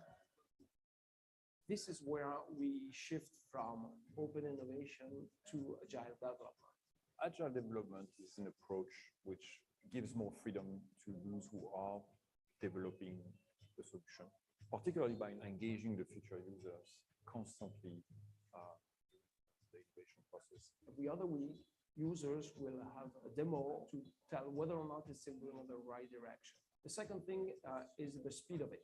Everything has to happen so that the solution development is not longer than 6 months and makes that the project delivers in less than 1 year. As part of the solutions that we try to develop pieces of software, experimental pieces of software, we call them minimum viable products, demonstrators, depending on the level of sophistication. The important thing about software development is the notion that it is never done. It very much is incremental and spiral development where you come back to the same start, but in a higher level, it may be a 40% solution. But at some point, together with the operator, we will have something that is viable. But it gives enough information to inform requirements that eventually will deliver that capability. It's also been a way to prove we can do this within NATO. We can build our own software and it's delivered in a much shorter timeline. The standard waterfall programmatic approach to developing capability might work if you're developing runways and infrastructure, but if you're developing something which is a really non-tangible, such as software, then using a different methodology with innovative technology and agile technology is a much more successful way to go forward. The chief of staff of our community here uses the I3 initiative, the initiate, innovate, and imagine kind of model. And in that, we create products that we can hopefully steer into a capability in the future. I help as a software application that handles large amounts of data to help the crisis management communities come up with decisions of the best way to move NATO equipment into an area that is either devastated by some crisis, whether it be natural or man-made. Texas is an intelligence, surveillance, and reconnaissance application, primarily directed to supporting Allied Command Operations AirCom division to help them process large amounts of data, to help them provide their commanders with quick decision-making opportunity on the intel that they have been receiving. So it really streamlines and makes everything faster in the field of exchanging intelligence information in their environment. So the Cognition project is one of the latest priorities that we have started to address. How do you build resilience in your population against fake news or against hearts and minds operations? How do you build resilience against being manipulated? There's so much to discover and to learn from industry and academia. DTEX means disruptive technology experiment. And the purpose of such an experiment is to inform NATO about new technologies, new concepts, new capabilities that could be useful in the future. So what happens during a DTEX is you have a scenario that has elements that are both realistic and futuristic. You're basically gaming out to see how well these technologies fit in as a solution. The DTEX produces an assessment of the solution and a de-risking of new concepts. But with the wisdom of the crowd, we get very good feedback on how good a new solution might be and how it can be used. We are just completing now a study on the question of trust in autonomous system, which was addressing its difficulty to deploy autonomous systems in our current organization because of a misperception of the users. And so we have been running a series of experiment DTEXs to assess how trust in autonomous system was actually good or not, how can it be boosted or can it be mitigated given the usage of autonomous system in military operation. Digital triage assistant is a project we are running together with Johns Hopkins University. In a nutshell, it tries to help medics to get a quick diagnosis when they're facing a little bit severe. The triage assistant is basically a wearable, and the idea is that if they're injured, digital triage assistant takes the individual soldier's biological metrics, and that is used as an input to the medic's decision on whether this person gets treated first, second, third, etc. I think the digital triage assessment from the perspective of engagement with the Innovation Hub was really successful. We'd never be able to do that ourselves. So Innovation for Defense is a program that allows classes of university students to solve one NATO problem. And they are guided by their faculty or staff and mentored by the NATO experts. So basically, the digital triage assistant came out of the Innovation for Defense project. So a very good example of how students actually are solving real life problems for NATO. So the Innovation Hub is most of all a community of people who are collaborating to solve NATO's issues. Anyone on the planet willing to help NATO is part of our human capital and can join the Innovation Hub. And so for the future, what we would really like to do is establish a much closer engagement with innovation. One thing that we also envision for the future is there should be local innovation hubs everywhere, so that the loop in understanding the problem and solving it would be much shorter. My pitch to the nations, those who have not embraced developing buying open innovation, is that it is very easy to do it, especially when you get help, and we can provide a good part of that help. We have the ability to share all the great things that we are doing for the NATO command structure with the nations that want to help build their innovation center. And so we make every effort to be the leading agent here for ally command transformation for that effort. We have to innovate. It's only about the scale and pace of our innovation at the moment. We need to learn and we need to move forward together. Of course, there's still more to do, and we're really looking forward to that journey.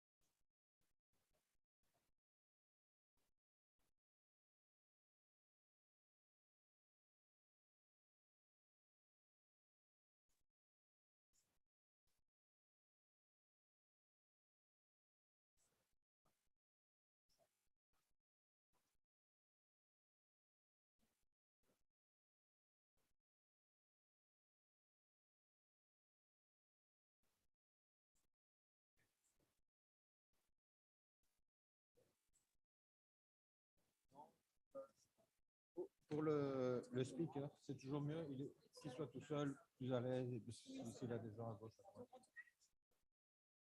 Je vais l'appeler au winner, il est ici. Enfin, c'est un faux chèque, mais c'est pour les 3 vainqueurs. Oui, oui. Mais du coup, comme il y a une équipe sur place, On devrait peut-être se mettre en arrière.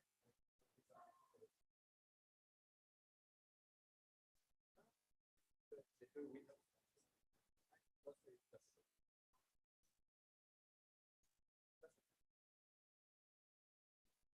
Ils arrivent, ça serait...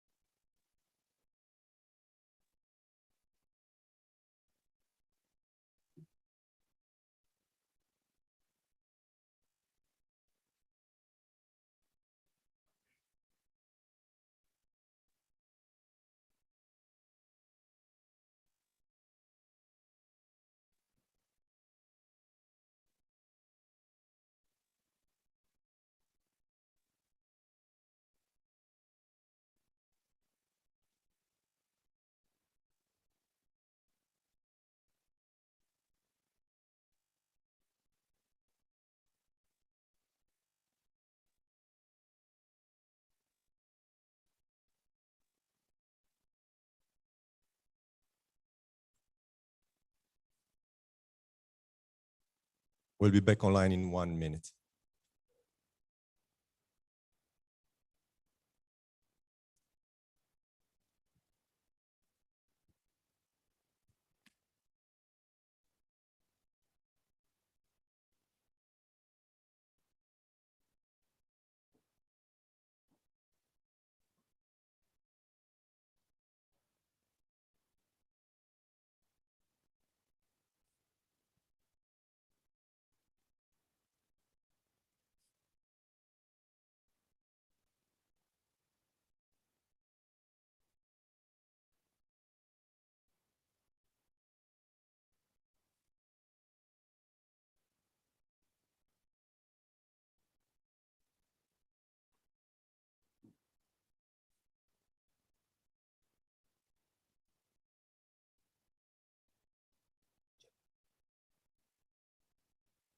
Ladies and gentlemen, welcome back.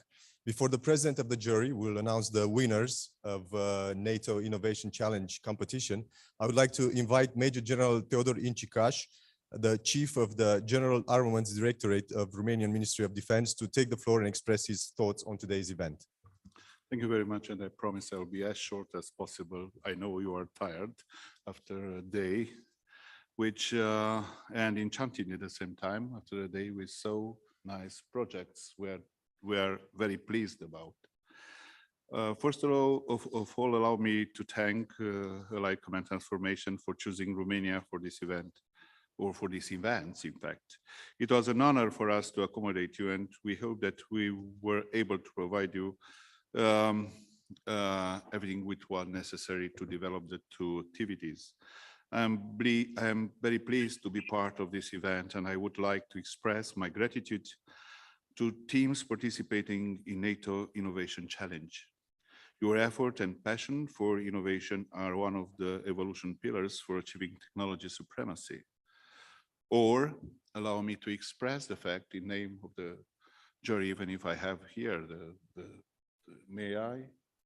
Okay, to express our appreciation for all the projects you presented, which make us trust in NATO future in reaching this supremacy technology. It is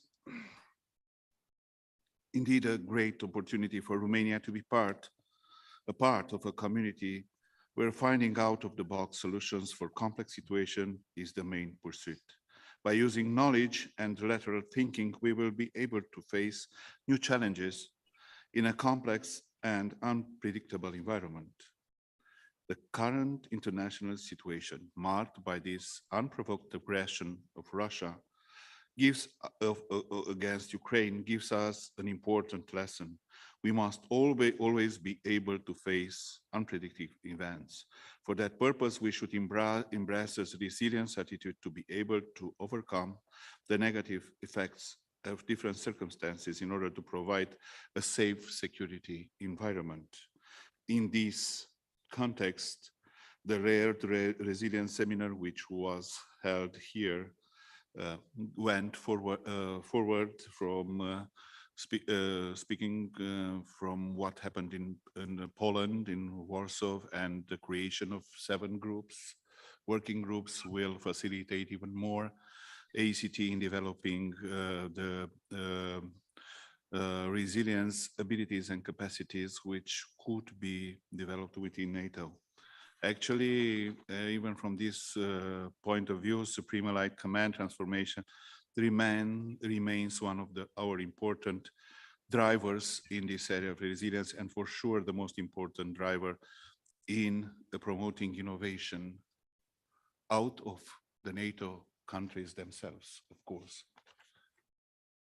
So, ladies and gentlemen, with confidence for great results coming out of this event, I would like once again thank you for the participation and to wish you a pleasant flight back home for those coming from abroad, and special thanking for the organizers of these meetings, both from ACT and our military research agency. And please, let's have a Warm applauses for them.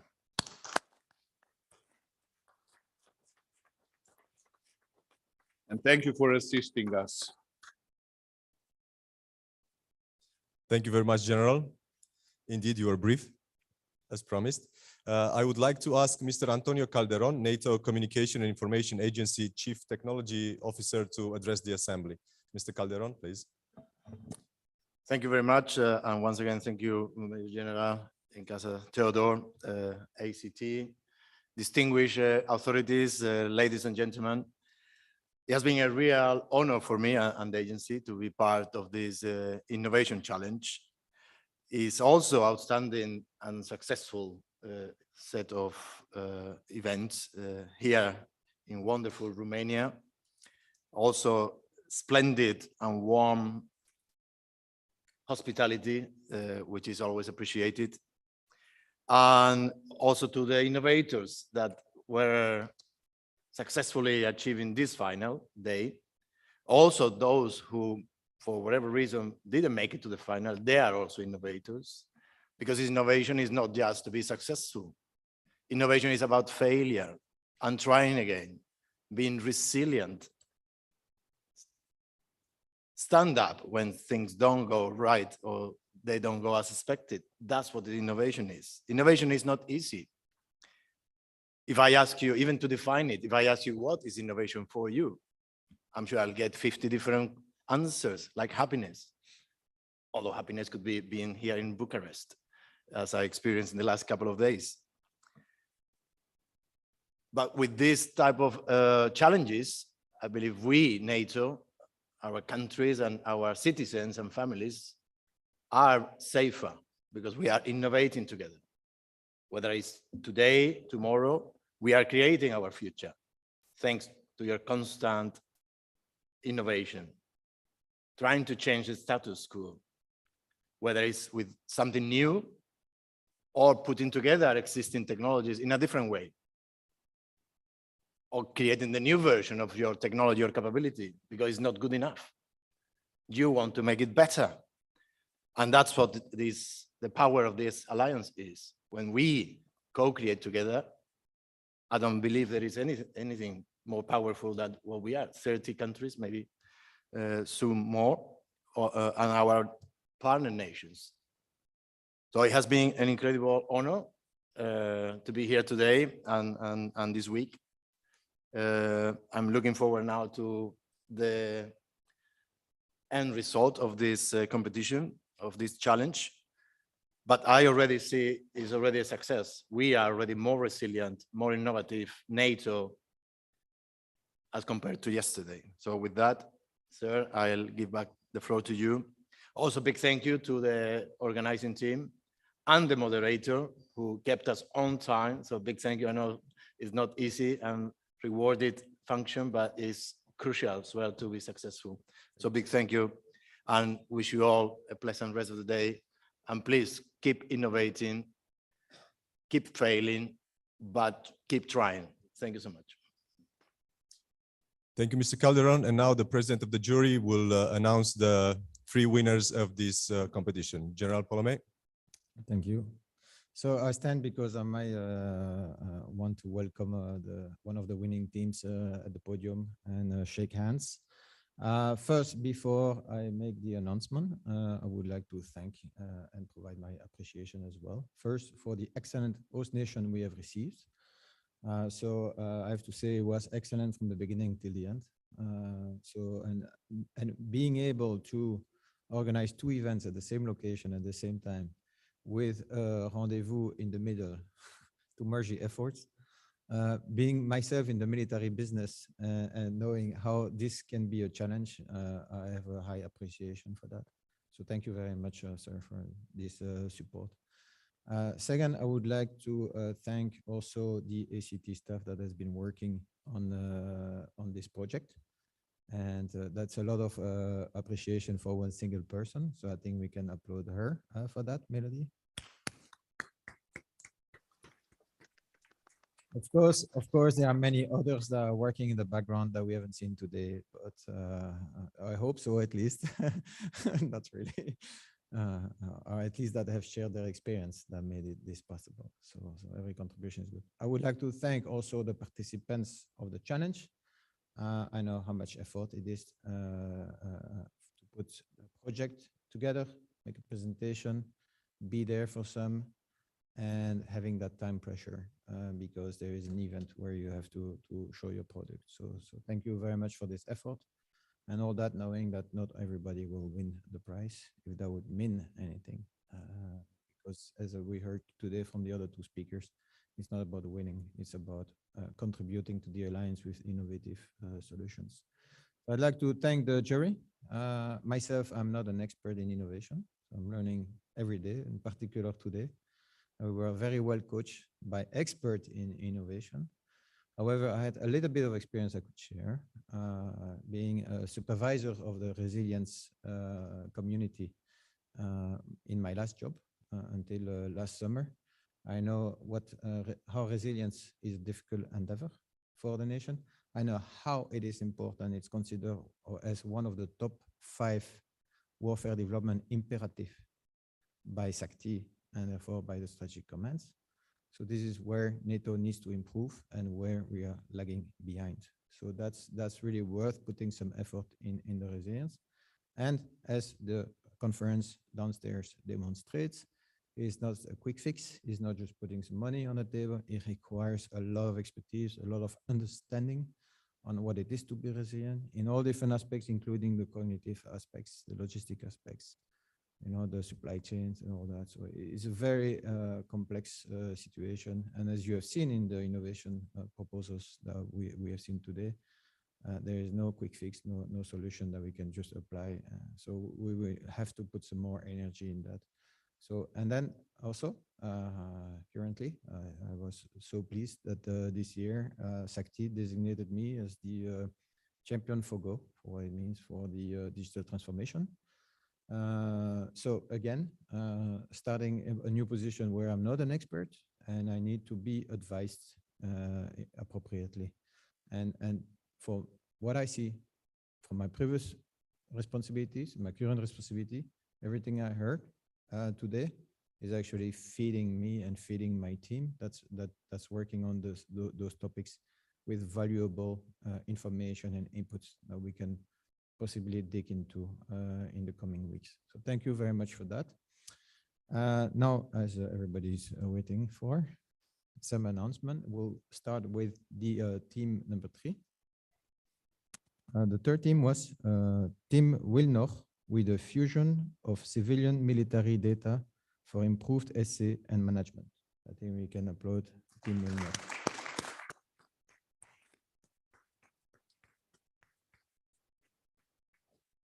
The second team was Team Kinami University of Nebraska with the Smart Resilience Data Fabric. With the Smart Resilient Data Fabric for real-time data collection, monitoring, and analysis of critical infrastructure. Thank you.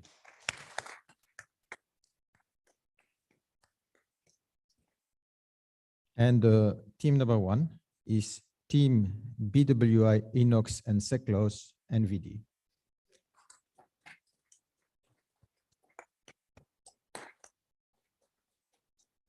And that is mainly for providing a very innovative proposal that we will certainly look at more closely in NATO, and that is resilient infrastructure and protected data management on unsecure components. Thank you very much. So that concludes the announcement, and I would invite the winner at the podium.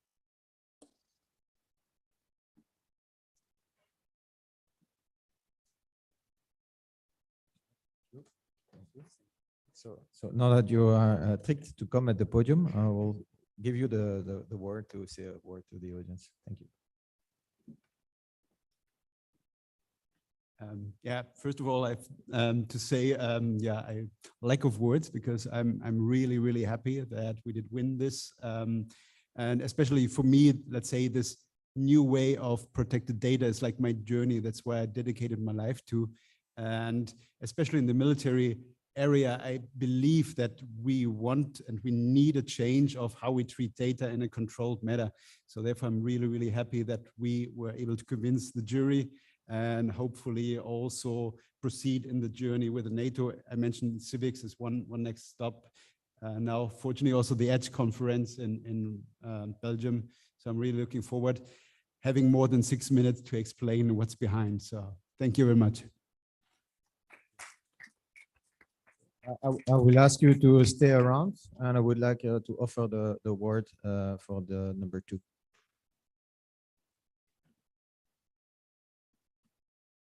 Oh my goodness. So first of all, we're delighted.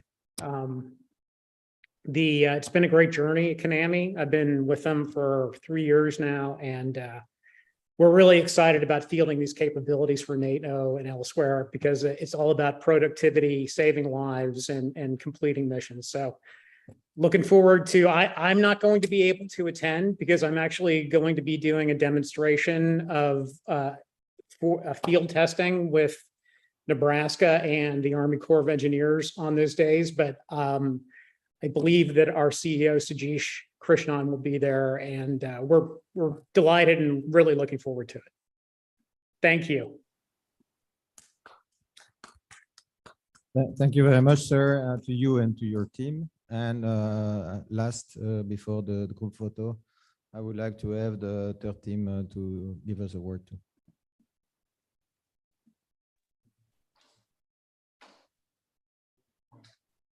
Yes, thank you very much. Thanks for selecting us, Team Vilnor from Norway. We are extremely happy and excited of being selected and to join you in Mons in a short while. We are very happy that what we are doing as logistics professionals together with the IT solutions we have already delivered and the know-how we can bring into NATO together with the innovative engine that we have displayed today. So thank you very much. So if I can ask to stay connected for a while, we'll do two small, quick events. Is a picture with the symbolic price and the winners in the background on the screen. So please stay connected right now. I believe that Melody, we bring the jury here in front as well. If the jury would like and to. After the symbolic check has been handed, I would like that we stay in the same position and that we'll take a picture without the check. Thank you.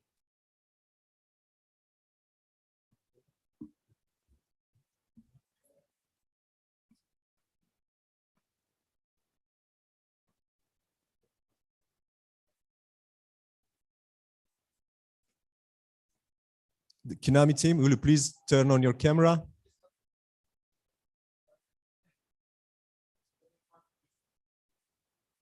Thank you.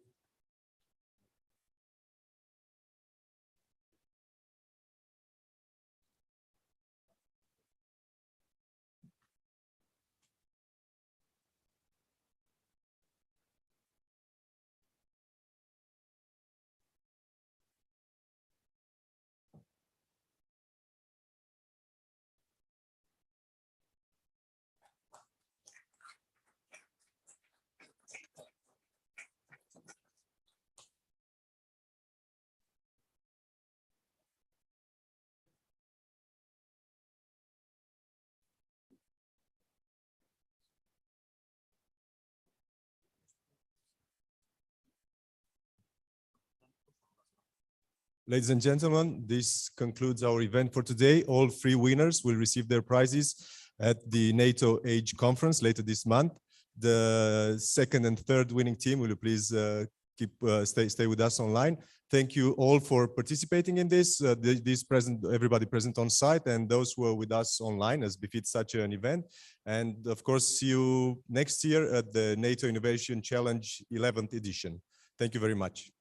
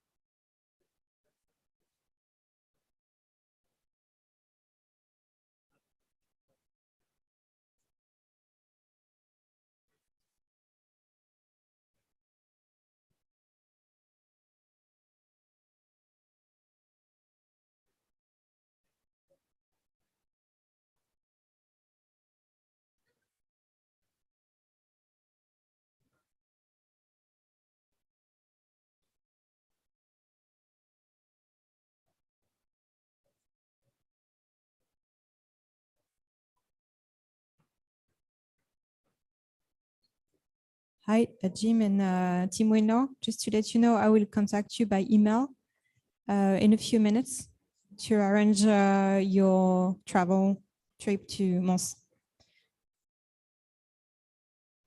Great. Thank you, Melody. Okay, congratulations again. And see you very soon. I know, Jim, you cannot make it, but congratulations. Oh, no, listen, thank you. And thank you for all your help. You've been fabulous. I'm glad you had a good experience. See you very soon. Thank you. Thank you. Bye-bye. Bye-bye. Bye-bye. Bye-bye.